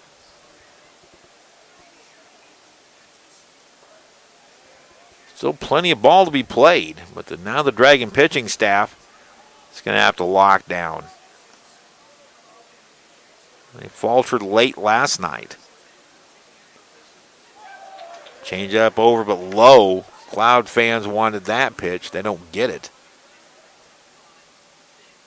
And the count even to more, it's 1-1. You just can't overswing on a soft tossing pitcher. They rely on movement. They want you to swing extra hard. Pitch in the dirt. Knocked down by Larson. No advancement by Bolin.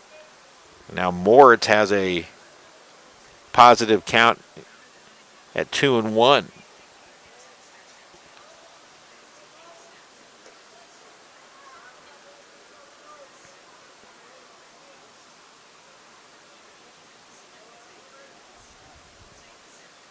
Time called momentarily by Moritz.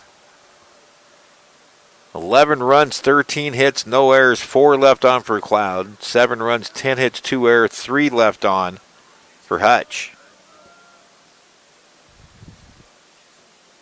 The pitch. Swung on and missed, 2-2. That's just a case of Mo couldn't keep his hands back long enough.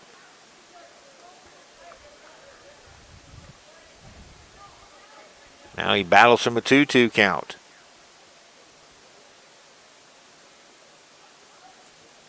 Zach Baxley on deck. Here's the pitch. Over but low, full count. The Dragons don't need to do anything in terms of taking chances on the bases. They just need to keep putting base runners on and keep the pressure on the T-Bird pitchers.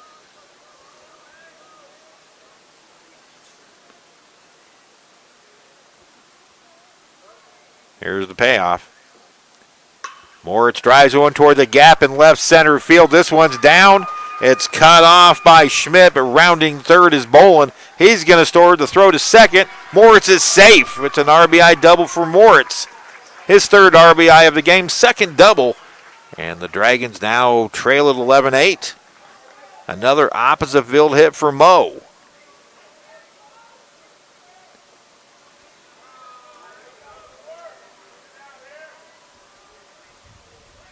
So Moritz 2 for 3 with a couple of doubles and 3 driven in. Here's Baxley. Baxley 0 for 2 with a couple of flyouts. Right now, if you're backs with nobody out, the least you want to do is hit a grounder to the right side to move Moritz into third. Pushes a bunt up first base line, but it goes foul. Interesting. Not to bag on backs, but he is not the most fleet of foot of all the Blue Dragon runners. And he's trying to drag bunt for a hit, or push bunt, actually. First baseman Jackson Deedle playing deep. With a left-handed pitcher falling off toward the third base side, not a bad idea. This one hit to right. This should get the job done. The catch is made by Rice. Moritz tags. The throw is cut off. So another productive out for backs, moving Moritz up to third. Now 1 away.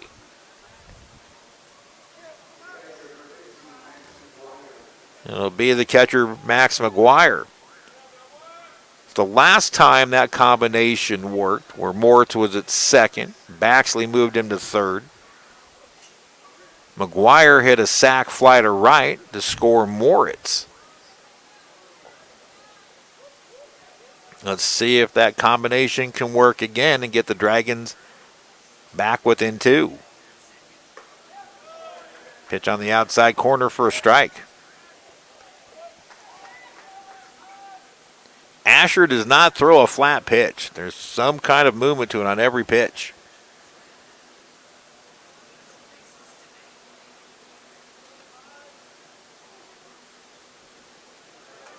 That pitch in the dirt.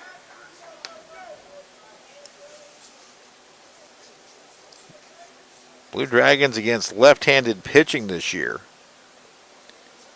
A 302 average, 305 against right-handers. So pretty equal lefty versus righty.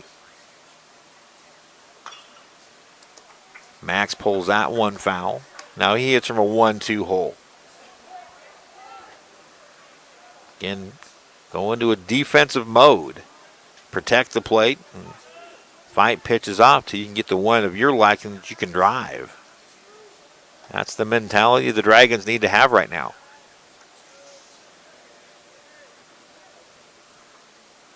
The pitch. In the dirt outside as well. It's 2-2 now to McGuire.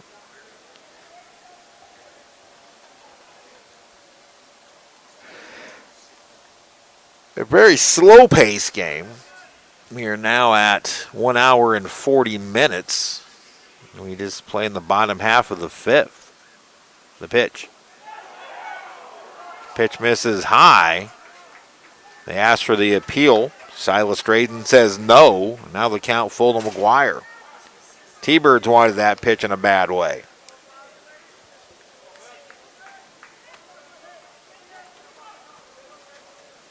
Now we're due a payoff pitch to McGuire. Asher comes set. Here's the 3-2. Pulled foul. Asher went inside. Max just pulled it foul. Really, that's all you can do with that pitch. But McGuire lives to swing another pitch.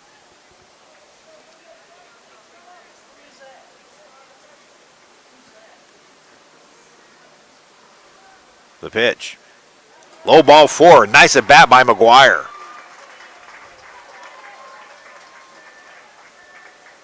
Now it's runners at the corners, one out for Will Reitz. Will Reitz is extra due. Oh, for his last 35. Reitz has seen the average drop almost 65 points to 251 coming into this one. He's walked and scored and grounded out to short.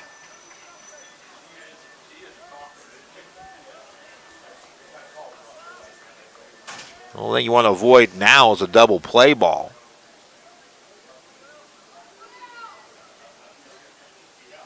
Asher's pitch. Instead to first.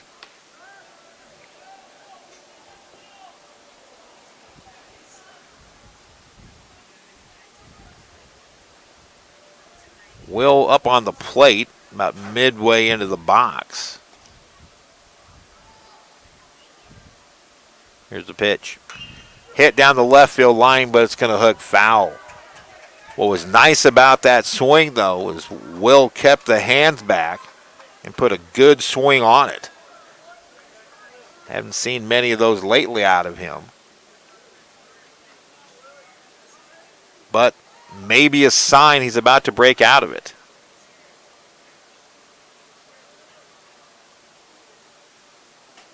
The pitch. Won't chase a pitch up. Good discipline by Will, and it's 1-1.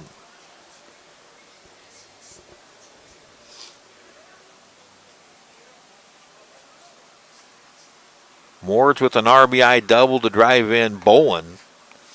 The one run at the end of the pitch. Grounded to short. Second for one on the first. Double play. The one thing you didn't want to have happen happened. Will Reitz is to an inning-ending 4-6-3 double play. The second straight inning the Dragons have hit into an inning-ending DP. But they do get one. One run on 2 hits. They strand one. We've completed 5. Our new score, Cloud County 11 and the Blue Dragons 8.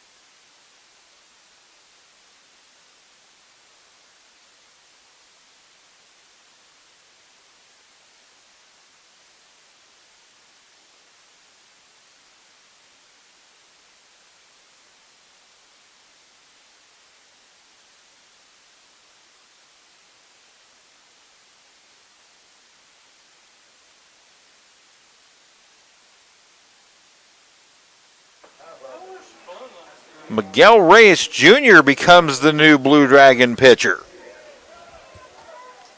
Miguel making his first start of this year out of the pen, or first appearance out of the pen after 14 starts. Strike one to Grant Schmidt.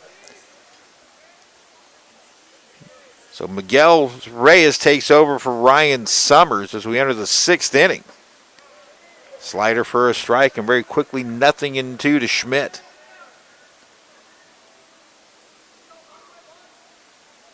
So Ryan Schmidt going to his sophomore starter. Did he go around? No, he didn't. That's 1-2. We saw Colby head coach Ryan Carter do this last night, and going with starter Nathan Stark, he threw the last 4 innings and picked up the save against the Blue Dragons last night. Swinging a miss, strike 3. Miguel Reyes now is currently 4th on the all-time strikeouts list. That was strikeout number 138 for him. Needs 7 to move into 3rd. Now Cade Wallace. First pitch swinging, chopped it behind 3rd. Bowling the long throw. Baxley makes the dig, and there's 2 away. Good play on both ends of the corner infielders. 2 up and 2 down. The bullpens here, the pitchers are throwing at you. And the Dragons, these particular Dragon uniforms have red numbers. My eyesight from this distance, not so good. I thought it was Dawson Linder. But it is Miguel Reyes warming up. He delivers a strike to Pratt.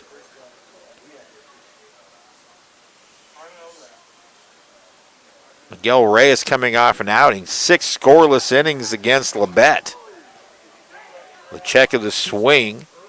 Pratt checks the swing. Appeal not given, and it's 1-1.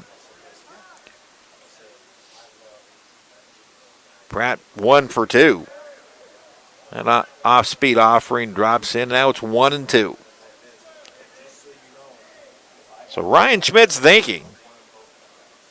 Reyes is a starter, but there could be no tomorrow. The pitch, a little bit low, good slider. It's 2-2.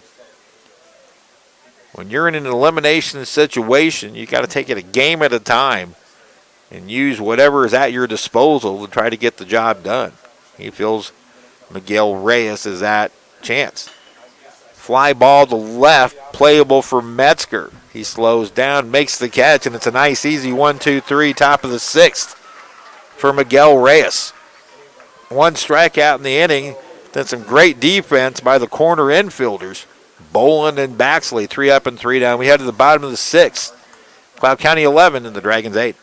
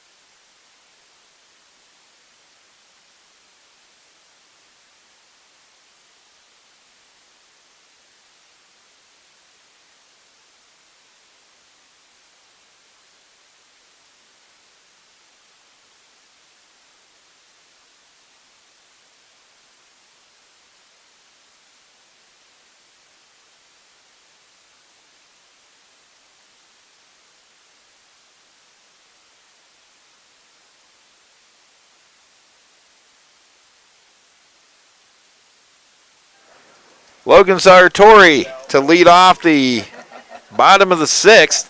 Sasha Sanguinetti coming to my rescue with the Gatorade. Thanks, Sash. 11-8. The Blue Dragons trail. Now we're down to 4 at-bats in the season if the Blue Dragons can't rally. And the soft throwing Trey Asher misses low ball 1. Logan learned a little something from facing him back in the 4th.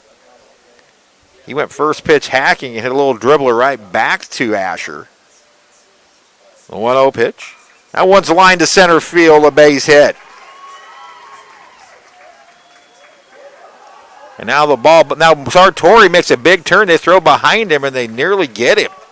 The Dragons just need base runners. They don't need to take a chance. Good play by the first baseman, Jackson Deedle, to keep that ball from going through.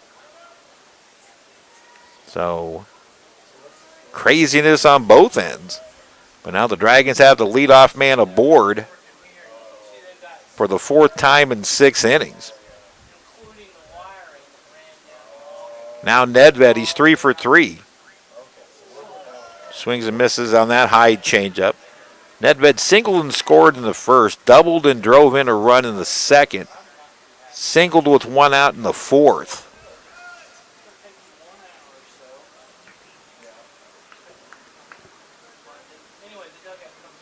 The pitch.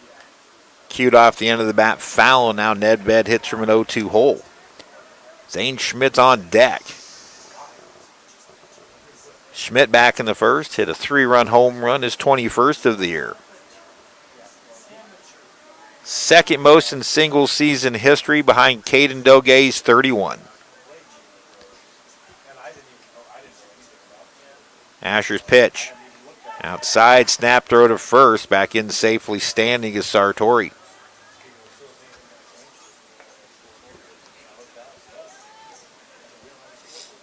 With everything that I had to do after the games last night, if you don't know, I'm also the official scorer for the entire tournament. And then get to write my stories right afterwards. And then get to pull off the career stats and see what everything has changed. But Logan Sartori well up on many categories. That pitch upstairs to Nedved, 2-2. He's tied for career leads in doubles with 37, career leads with triples with 10. He's top 10 in runs scored, actually number 3 in runs scored, number 7 in RBIs. The list goes on for Logan Sartori. Easy toss over to first. Sartori also a career, or 42 steals in his career.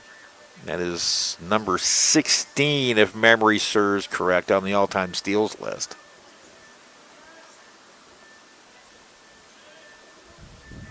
The 2-2 to Nedved, foul back. So looks like the word's gone down the line in the Dragon dugout to not overswing on Trey Asher. A right-hander is throwing in the Cloud County pen. Sartori edges away from first. The pitch. Lifted to center field pretty deep. Going back is Larange to make the catch to warning track. So Nedved's retired for the first time today. Sartori returns to first. And now Grant Schmidt. Schmidt, a 3-run home run, lined out to right field on a well-hit ball. And then had a bloop single, a wind-aided single, into shallow right. He's 2 for 3.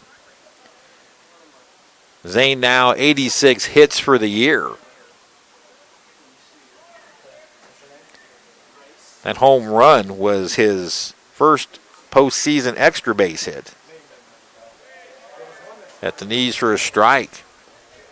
I really wish the gun was working. I would love to see what speed Trey Asher is throwing at. And I'm not mocking or bashing on him. I was not a hard thrower myself.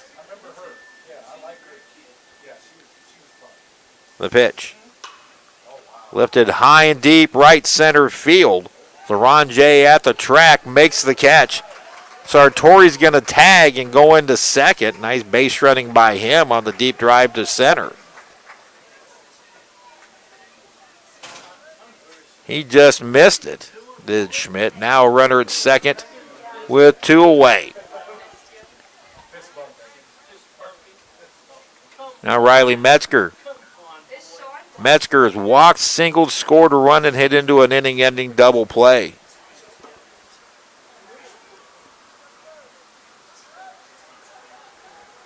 (11-8) Cloud County here in the bottom of the 6th.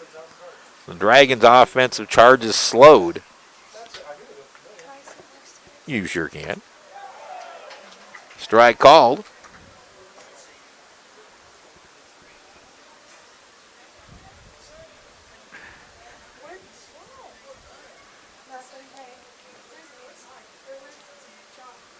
Metzger awaiting an 0-1 from Asher.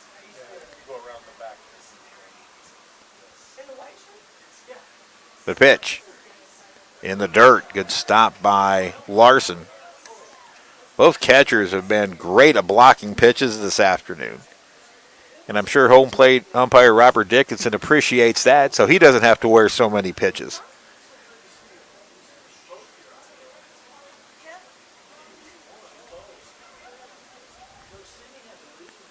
Sartori away from second. The pitch. Ground ball right side. He hits into the shift again. The shortstop walks Fields and throws out Metzger to end the 6th.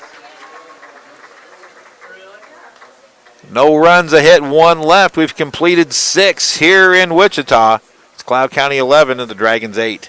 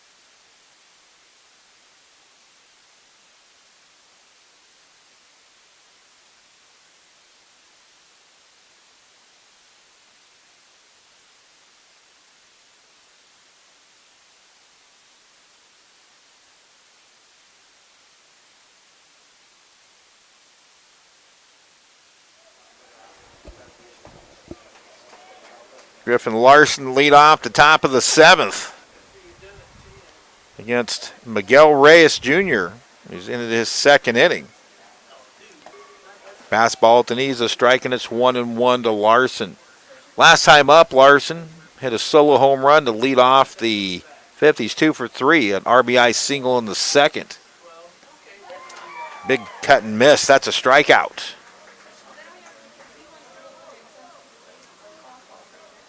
Two strikeouts now for Reyes. That'll bring up Ramon Vingochea. Cloud County 2nd baseman. He's been on base twice, both by fielder's choice. He scored 1 run. He's flown out to center field. Boy, right now, good pitch from Reyes to strike. How big is that misplay in center field? Well, a couple of runs to score. Well, probably should have been an easy fly ball out. Slider from Reyes misses outside, and it's 1-1. Last week against Labette in Game 3, Reyes worked 6 scoreless innings with 7 strikeouts. Pitch in the dirt, and it's 2-1.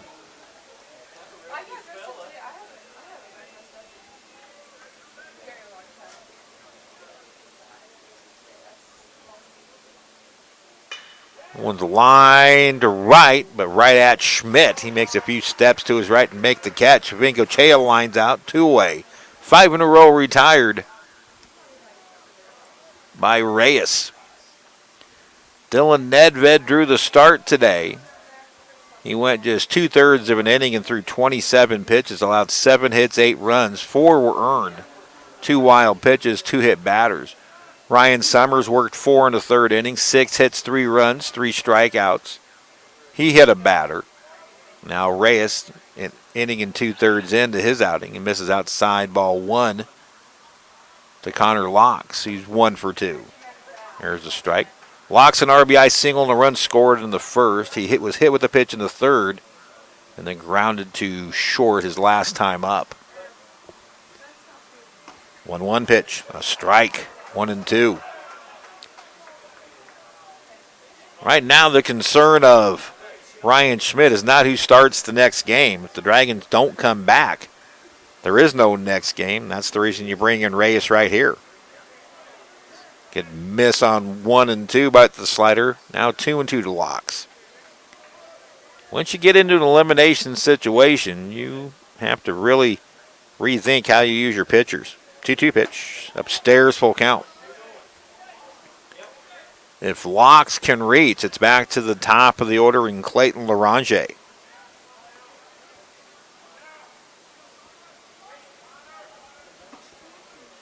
Here's the pitch. Struck him out on the slider, and the inning is over.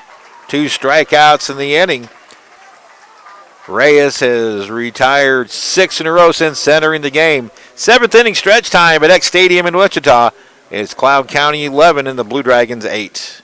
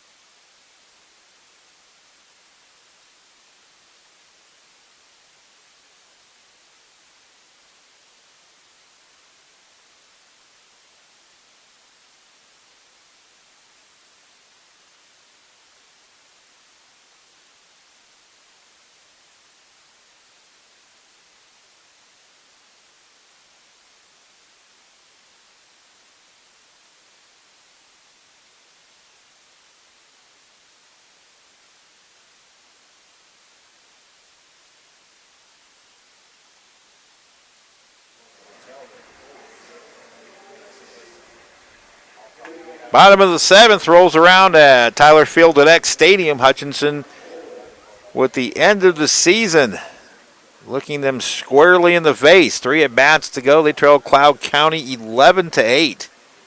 Cloud County jumped out to an 8-0 lead after a half inning. The Dragons then scored 7 unanswered to trail 8-7 after 3. Cloud County scored 3 unanswered. Hutchinson added 1 more in the 5th, and here we are. Zion Bolin, Ryan Moritz, Zach Baxley to face Trey Asher, who has really slowed the Dragon offense. Ball 1 to Bolin. The pitch. Ball 2. Zion, 2 for 3. Struck out looking in the 1st, singled and scored in the 3rd. Led off the 5th with a double and scored in the 5th.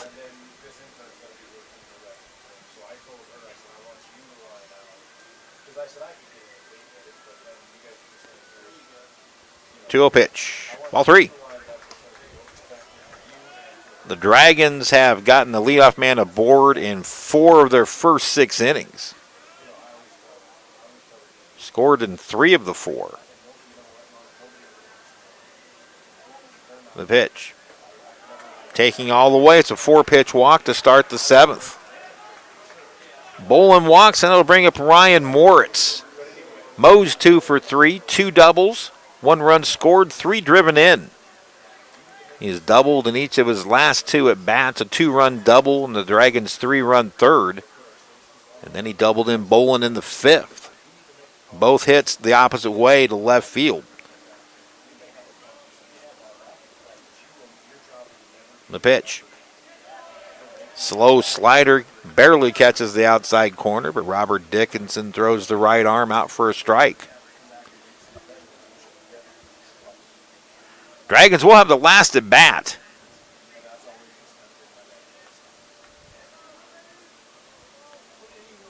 The pitch. Moritz lays off a pitch low, and it's 1-1. Moritz now with 14 doubles, 28 RBIs for the season.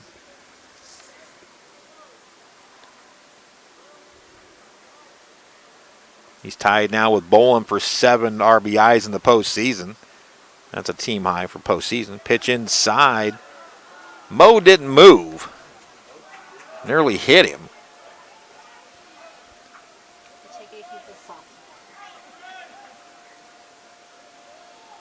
As slow as the pitch was, I'm not sure Mo would have felt it had he been hit.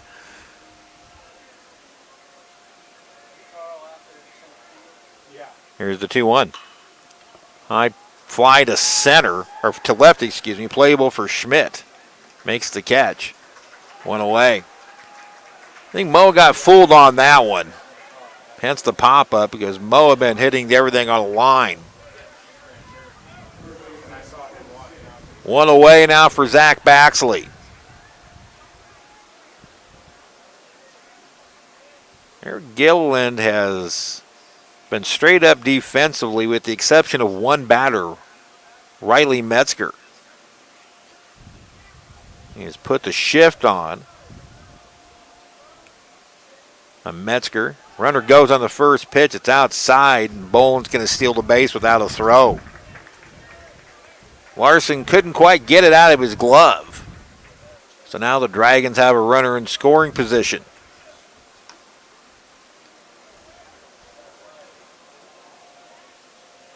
Bolin steals his 5th base in 8 attempts this year. 74th steal by the Dragons in 2019. Dragons still need base runners, trailing by 3, and it's starting to get late. Pitch inside. 2-0. So Eric Gilliland is really leaning on Trey Asher. Austin Seidel, a much harder thrower. And Asher's much lower velocity has really gotten the Dragons off balance over these middle innings. High fly to center.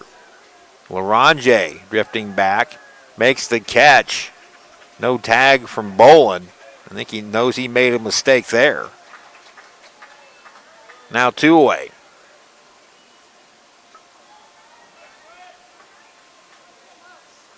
We'll take a 2-out hit from Max McGuire. Max 0 for 2 with a walk in the 5th.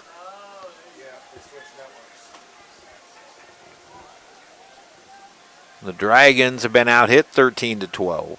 They've committed the only 2 errors of the game.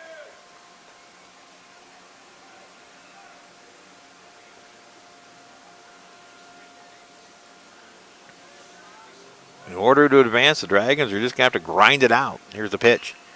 Fly ball, center field and deep. This has a chance. Gone! 6th home run of the year for Max McGuire, and the Dragons are back within 1. Laranze gave it a great chance trying to go up and rob it, but it was just over his outstretched glove. McGuire home run number 6, RBIs 27 and 28. And the Dragons are back within 1 at 11-10.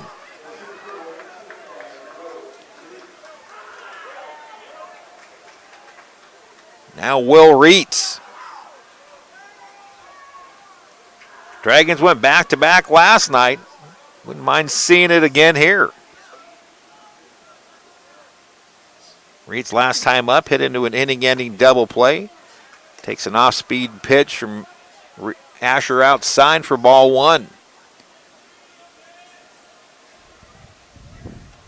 Max just let that pitch enter the zone, and he tattooed it. The pitch. In the dirt, 2-0.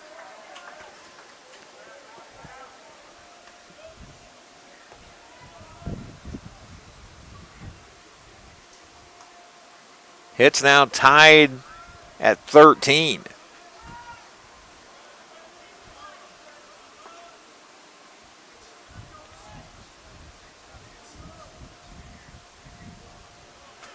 (3-0) now to Reitz.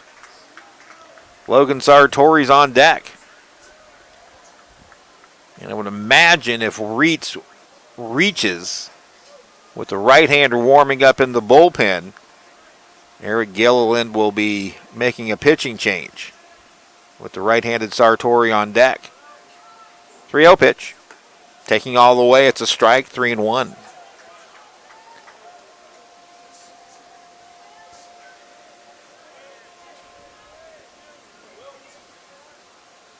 Still ahead in the count. The right-handed Reitz awaits a 3-run offering from Trey Asher. Here it is. Strike at the knees, full count. Again, not a bad take, but we've gone as far as we can.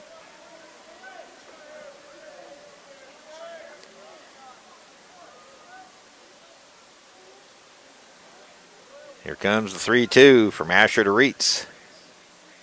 Struck him out. But Max McGuire's 2-run home run gets the Dragons back within one. 2 runs, 1 hit. Nobody left. We've completed 7. Our new score, Cloud County 11 and the Dragons 10.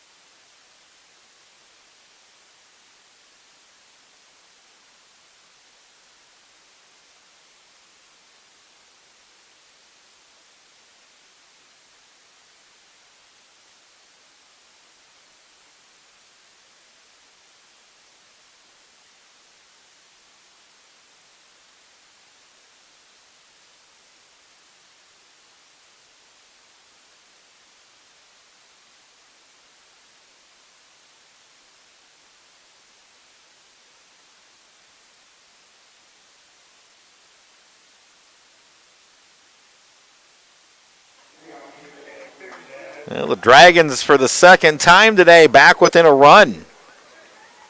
Miguel Reyes will face the top of the order, Laronje Rice and Deedle. Max McGuire's 2-run home run in the 7th cuts the lead to 11-10. Laronje hits a 2-hopper to second baseman Ryan Moritz, and he's thrown out at first for out number 1. 7 in a row retired by Miguel Reyes. Now Alex Rice, who's 4 for 4, 3 singles and a double. 1 run scored, 1 RBI.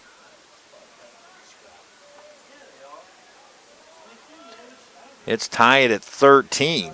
Dragons trail by 1. Rice shows bunt. The pitch is outside, ball 1.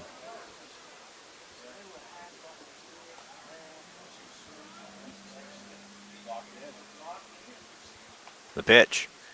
That bounces in. And the count's 2-0. The lefty starts throwing in the Dragon bullpen. Can't quite catch the number yet. There's a swing and a foul ball by Rice. 2-1 the count now to the Cloud County right fielder.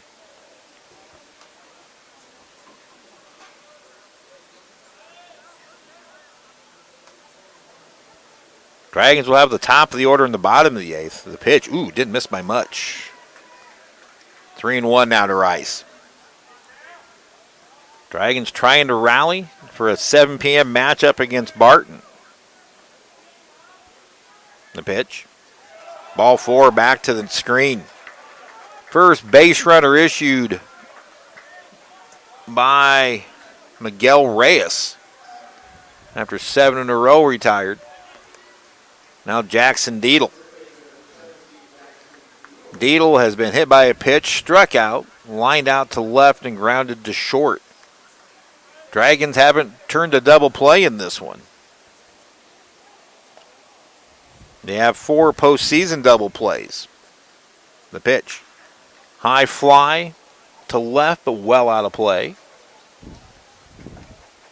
That hits right in the middle of the Bombardier indoor facility. That tells you how far foul it went.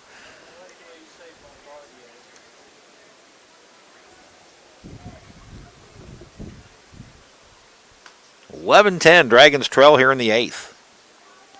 The pitch. He went around. Strike 2.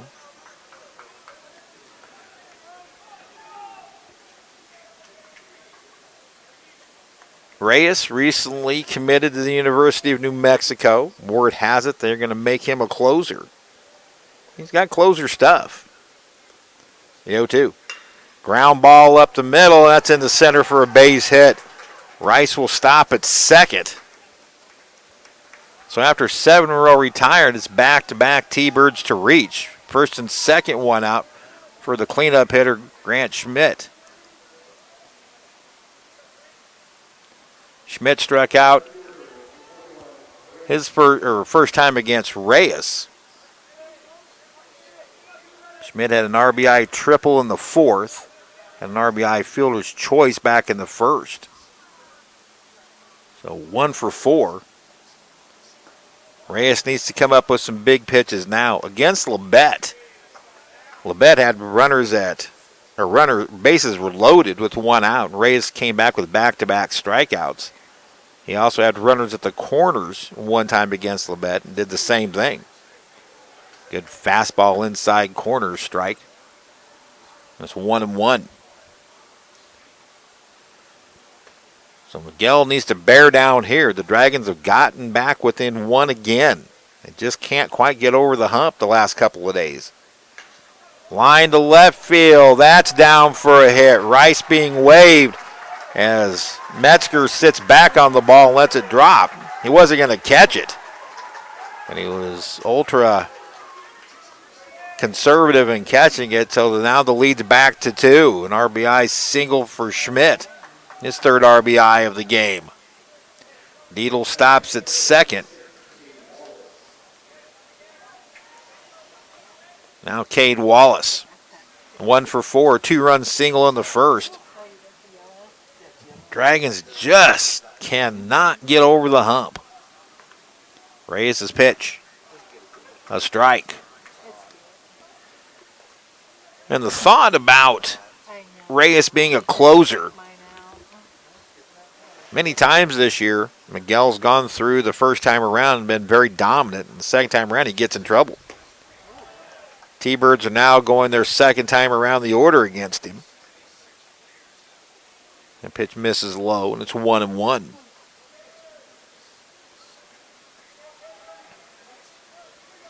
The pitch. Changeup swung on and missed, and it's 1-2.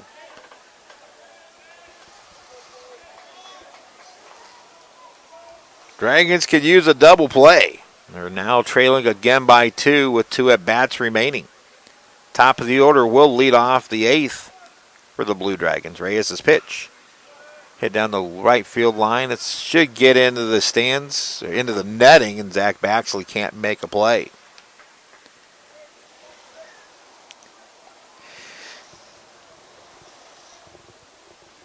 With the thought about Reyes being a closer, you can just go pour your heart out one time around the order and pick up save after save, and that's the thought by the Lobos, for which Reyes will pitch for next year.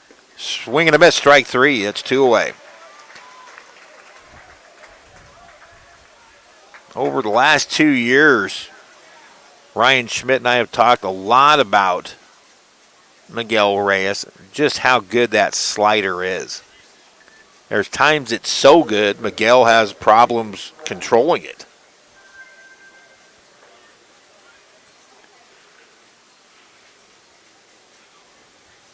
Now Davis Pratt, the third baseman.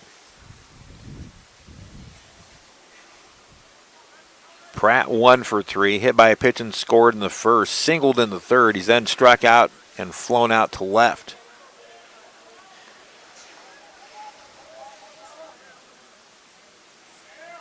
With a couple of injuries, Ryan Schmidt's options on certain things are limited. Thought Robert Dixon was going to throw the right arm out, but then he thought better of it, and it's ball one. Jeremiah Caesar's injury cuts down the number of offensive options, and not having number one pitcher Jake Buns, pitch fouled off the foot of Pratt. Now it's 1-1. Not having Jake Buns available for this series forced Ryan Schmidt to make some tough decisions on who to start and where. Brian Skillman pitched a complete game, 5 innings on Wednesday in the 15-2 win over Fort Scott. The pitch, swung on and missed, 1-2.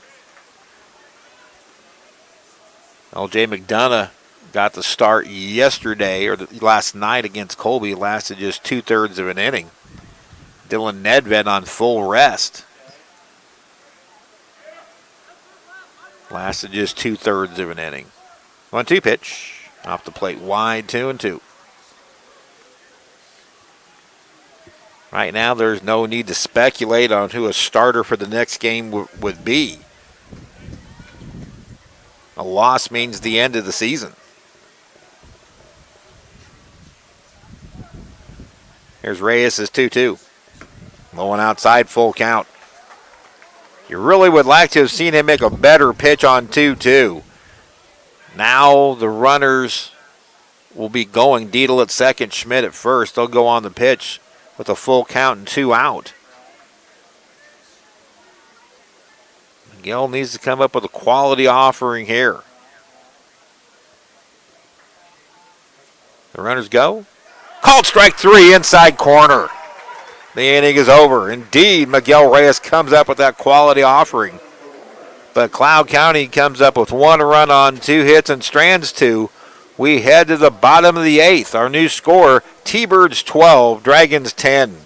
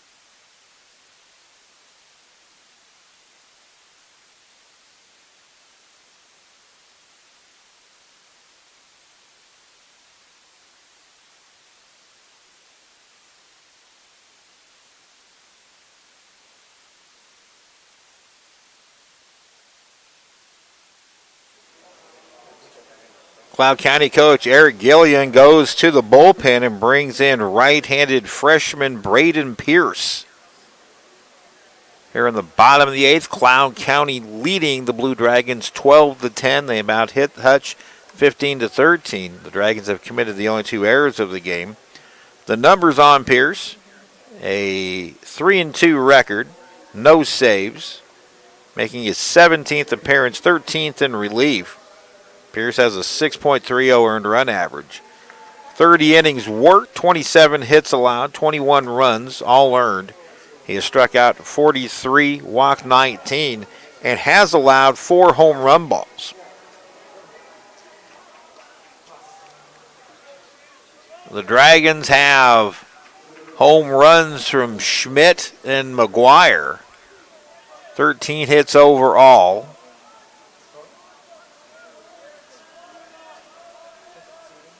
Six for extra bases. Now it's Logan Sartori. Pair of singles and 4 trips.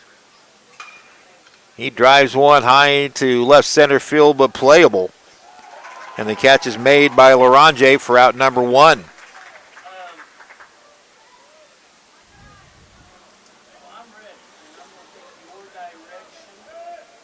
Now here's Nedved, 3 for 4.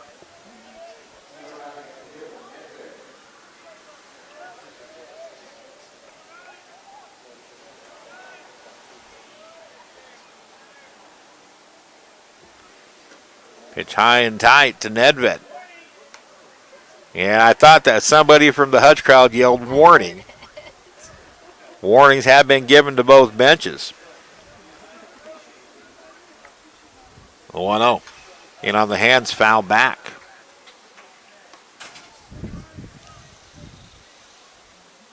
Mostly cloudy skies here in Wichita. We are expecting rain tomorrow, possibly some severe weather. Region 6 committee did make game time decisions about tomorrow. Here's the pitch. Foul back, and now it's 1-2 to Nedved. So now the Dragons are going to have to readjust.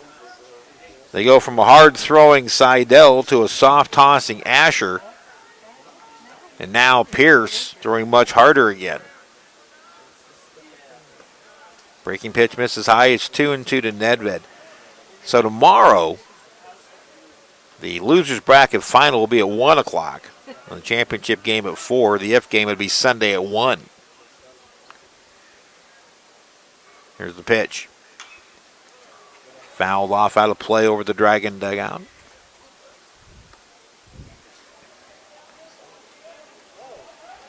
Another right-hander throwing in the cloud pen.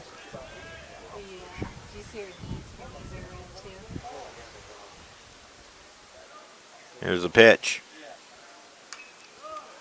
Nedved fights off another offering. Look at the tan. Early tan. I don't know, she's pretty red though. Yeah. Out of the windup, Pierce. Low ball 3, full count.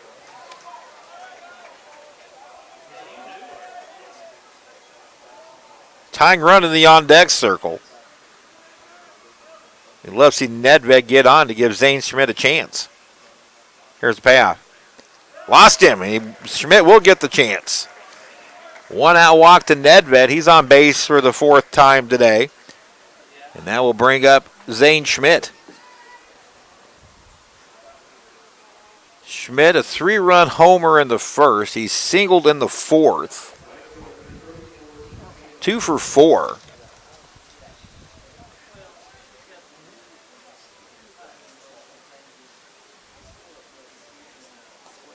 Now time stopped momentarily, I think. They're checking to make sure that there are no bracelets or anything on the pitcher, Pierce. Something in his glove. I don't know if it was irritating him or what, or if the Dragon saw something.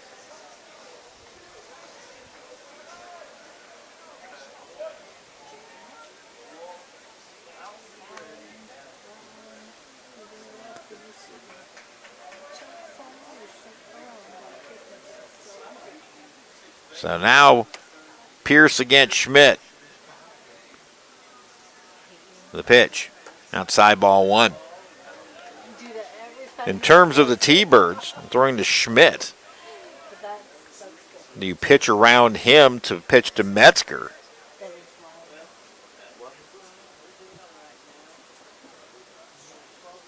But in turn doing so, putting the tying run on base. The interesting little inner workings of the game of baseball. The pitch. That's the line to center field. That's actually left center field. It's down for a hit. Nedved makes the turn, heads to third. Now a big turn at first by Schmidt. He gets back, and now the Dragons do have him on the corners. The tying run on for Metzger. It's a 3-hit game for Zane. Nedved goes first to third. And the last 3 at-bats for Metzger, the T-Birds have put the full shift on. It looks like they're going to do it again. The shortstop locks straight behind the bag at second. Metzger's rolled into 1 double play in this shift. He got a base hit where he caromed it off 2 different players. The pitch to Metzger, an off-speed offering that drops in for strike 1. Dragons trail by 2 here in the 8th.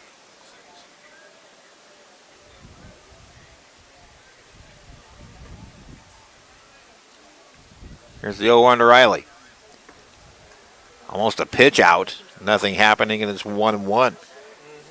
I think they're expecting Schmidt to go. It did look like a pitch out. What's hurting kids? Oh, he's like Pierce comes set. The delivery. Pulled fair inside the bag. Down the line. 1 run scores. We'll watch Schmidt. He is being held. And Metzger comes through with an RBI double just inside the first base bag. And it's 12-11, the tying run at third base with 1 out, the go-ahead run at second. And this might bring an argument. Here comes Eric Gilliland to speak with Silas, or Drayden Silas, or Silas Drayden. Don't think it's going to get overturned. Gilliland's going to find out exactly what he saw.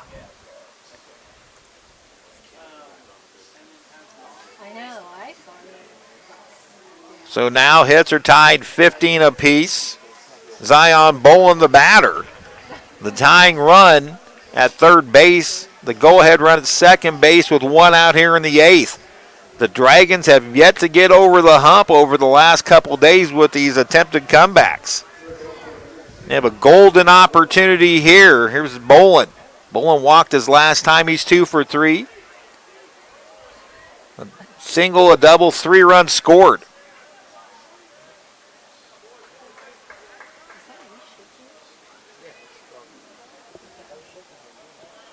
Do you feel that? I don't know. I can't imagine this press box would move in the wind like Deader. The press box just shook. I think we just had an earthquake. Infield in all 4 positions for the Thunderbirds. The pitch is inside. That was interesting. We're not at Hobart Deader where the wind would make it move. Now back to baseball. 1-0 to Bolin. The pitch. In the dirt. Knocked down by Griffin Larson. It's 2-0 to Bolin.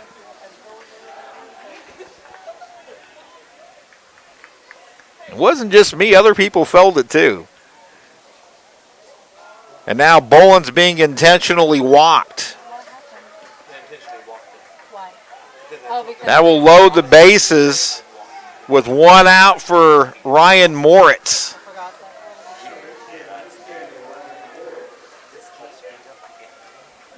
Mo flew out to left his last time, but he has 2 doubles and 3 RBIs.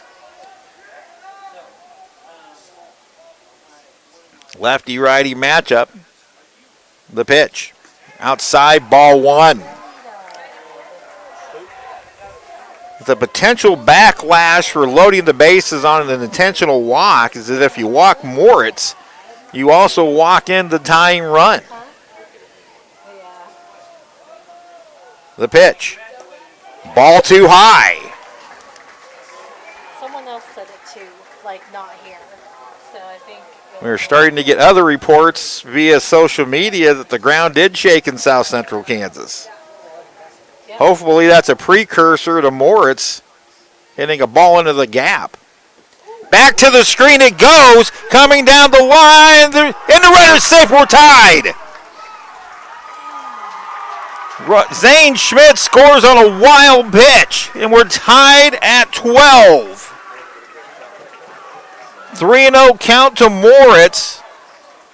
It was an earthquake. Now Metzger at third, Bolin at second. Well, Typical Blue Dragon baseball, heart stopping to the end. here. It's kind of unsettling.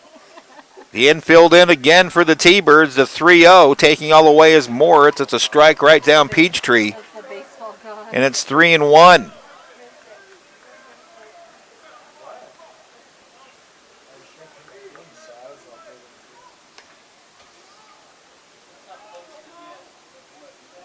The pitch. Moritz hits one right to the shortstop. Walks, fields, and throws for out number 2. Mo hit it hard, but right at Locks, now 2 away.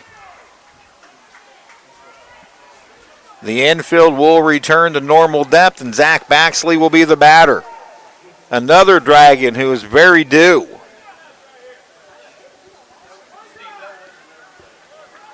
We've now gotten confirmation we did just have an earthquake here in Wichita. The pitch, outside, ball 1. Max McGuire on deck if Baxley can reach. Tied 12-12 here in the bottom of the 8th.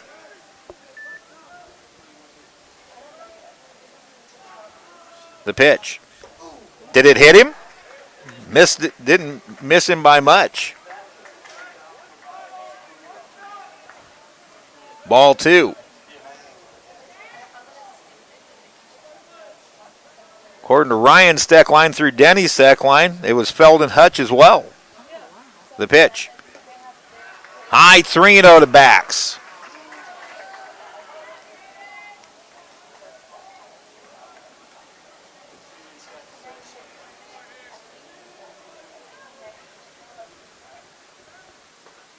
Here's the cripple, but before that happens, Pierce steps off. So it's a blown save for Pierce.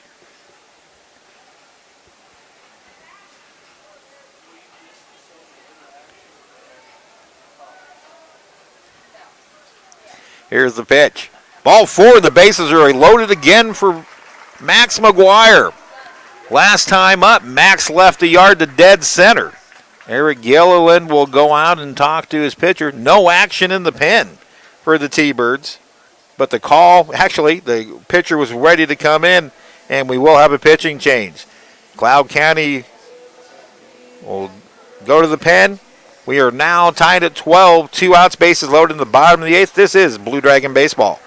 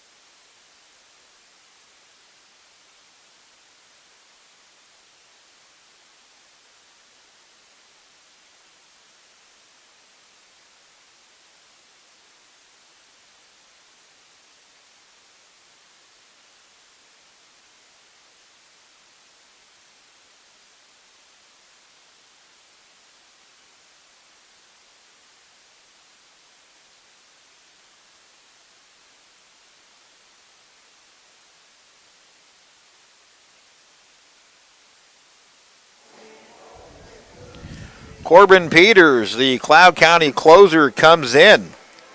comes in with bases loaded and 2 outs in the bottom of the 8th, now tied at 12.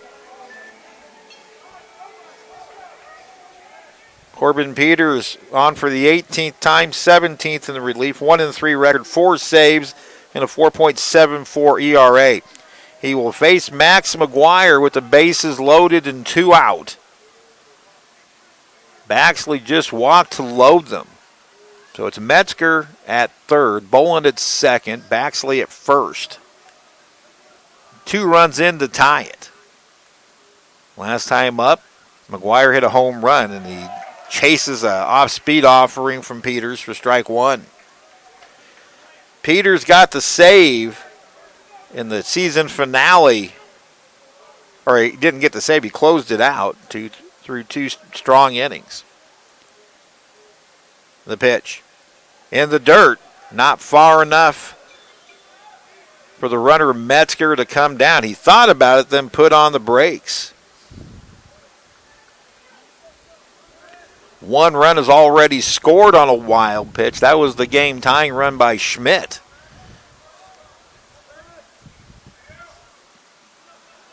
Each team with 12 runs, each team with 15 hits.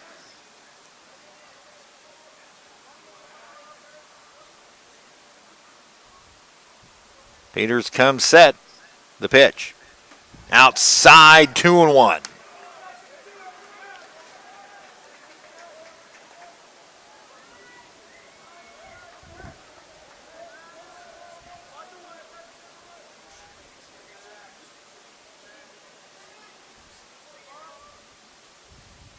Here's the pitch. 3-1 to McGuire. Pitch low. A bad one gives Hutchinson the lead. So the pressure squarely on Cloud pitcher Corbin Peters. Max can be very particular. Here's the 3-1. Line to right center field. This has got a chance to get down, but it's caught by the right fielder Rice, who makes a long run to make the catch in the alley and keep this game tied. What a play. McGuire put a charge into it, but Rice chased it down and reached up at the last second to make the catch. The Dragons leave him loaded but tie it up. 2 runs on 2 hits. A wild pitch ties it up, and after 8, our new score, the Dragons 12, the T-Birds 12.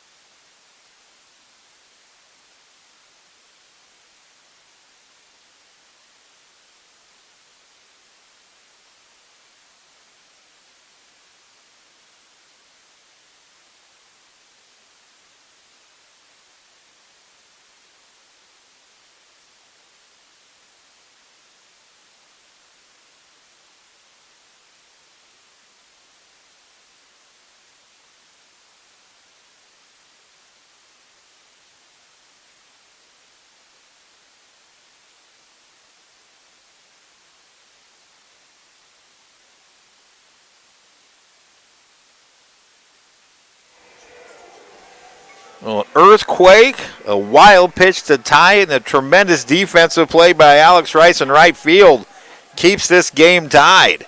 All that happened in the 8th inning.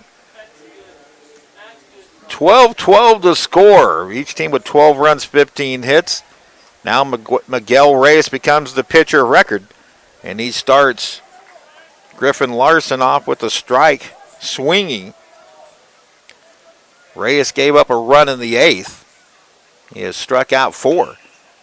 That one pulled foul outside of third, and quickly it's 0-2. Reyes retired the first 7 batters he faced. Gave up a walk to Rice. Dietl singled, and then Schmidt singled one in. Swing and a miss, strike 3. The tag by Max McGuire, one away here in the ninth.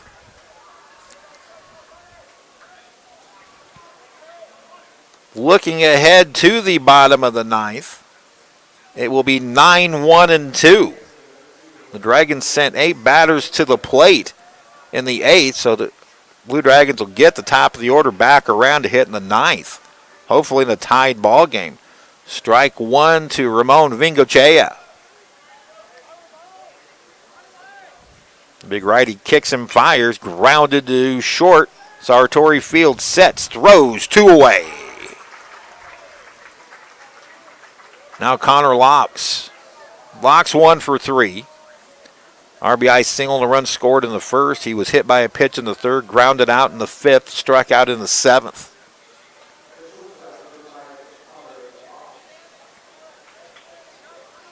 Reyes into his 4th inning of work. Slider swung through and missed, 0-1.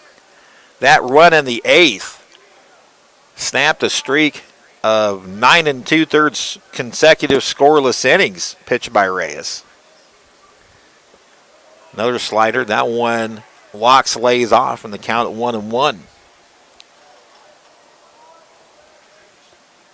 This game now 2 hours, 47 minutes old. That pitch fouled back to our right.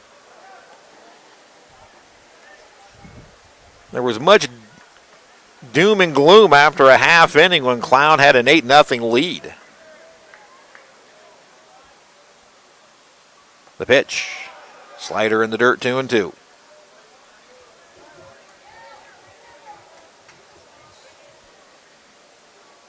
Coming up after this one will be the winner's bracket final of the Central District Tournament. Max McGuire needing a moment to collect his faculties. Colby and Cowley. The winner of that game will go to the championship game as the undefeated team. 2-2. Struck him out. The inning is over. Max McGuire showing some emotion, spiking the ball to the ground. Now the Dragons have a chance to win it. 9-1-2 coming around. We go to the bottom of the ninth here at Eck Stadium in Wichita. Dragons 12, T-Birds 12.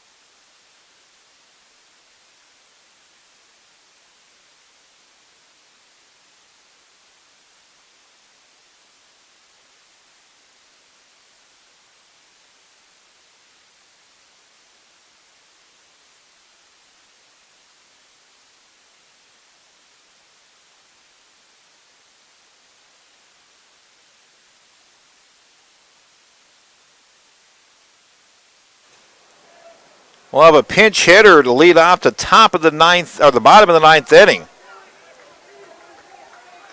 for the Blue Dragons. Brian Skillman will pinch hit for Will Reitz. It's Skillman, then the top of the order, Sartori and Nedved, with Zane Schmidt possibly looming in the offing. Ball 1 from Corbin Peters to Skillman. Skillman's really only had 1 at-bat in the last month and a half.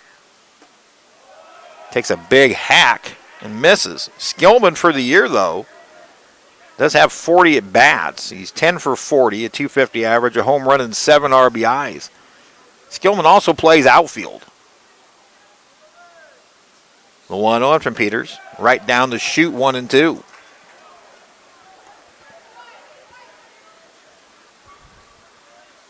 What an uphill battle the last 2 days have been for the Hutchinson Blue Dragons.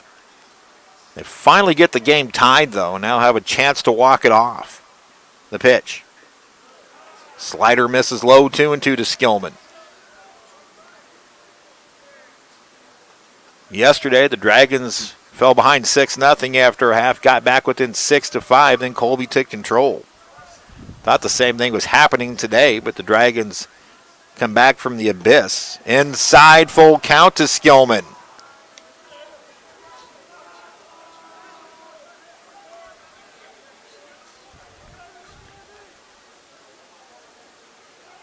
An RBI double by Riley Metzger. And then Zane Schmidt scoring on a wild pitch in the 8th have tied it at 12. Time called by Brian.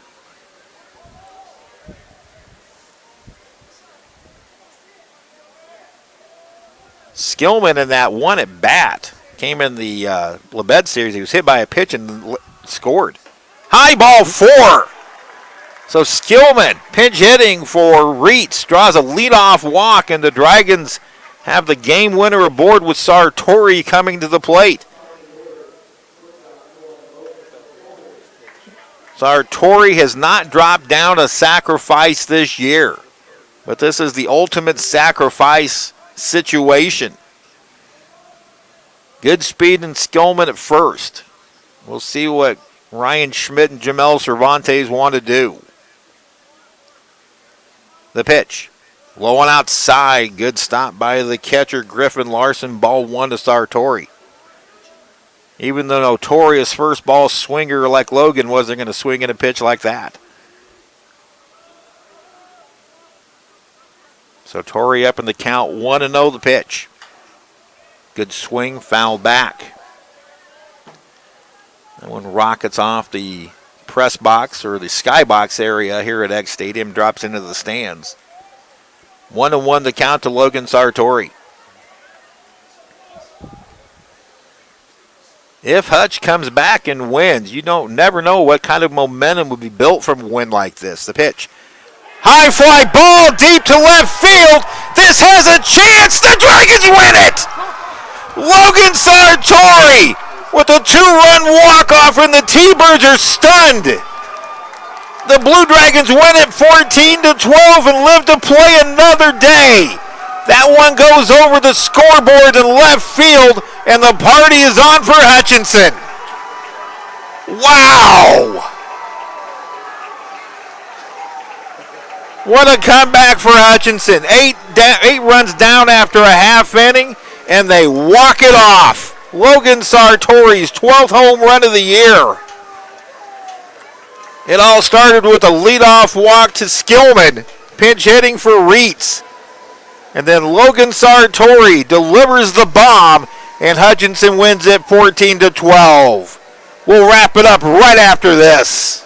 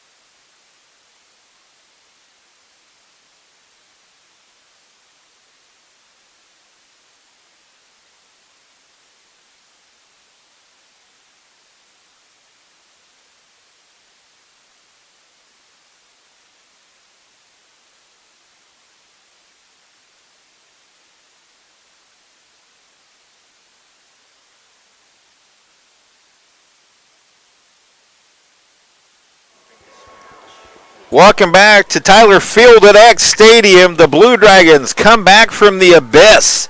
8 runs down after a half inning. Then Logan Sartori hits a bomb to left field over the scoreboard and left. Brian Skillman scores ahead of him. The Dragons walk it off and stay alive with a 14-12 victory over the Cloud County Thunderbirds. Hutchinson back in action tonight at 7 p.m. or thereabouts to take on Barton in a third-round elimination game. What a ball game. Steve Carpenter with you in the Blue Dragon postgame. A lot to tell you about, but we need to wrap it up quickly as Brandon and I have a lot of resetting to do. For the Blue Dragons, the totals for the game, 14 runs, 16 hits, 2 errors, 8 left on base. For the T-Birds, 12 runs, 15 hits, no errors, 6 left on base. The winning pitcher, Miguel Reyes, 4 tremendous innings of relief for him. He improves to 4-3. Corbin Peters suffers the loss. He falls to 1-4 in a game time of 2 hours and 53 minutes. After a half inning, it was complete doom and gloom in the Blue Dragon dugout. Cloud County with 8 runs in the top of the first. That tops even the 6 from last night against Colby. Dragons came back with 7 in a row over the next 3 innings. A 2-run double by Ryan Moritz and a sac fly by Max McGuire in the third pulled the Dragons within 8-7. Cloud County scored the next 3 unanswered. Then in the 5th, Moritz doubled again to drive in Bolin. That made it 11-8.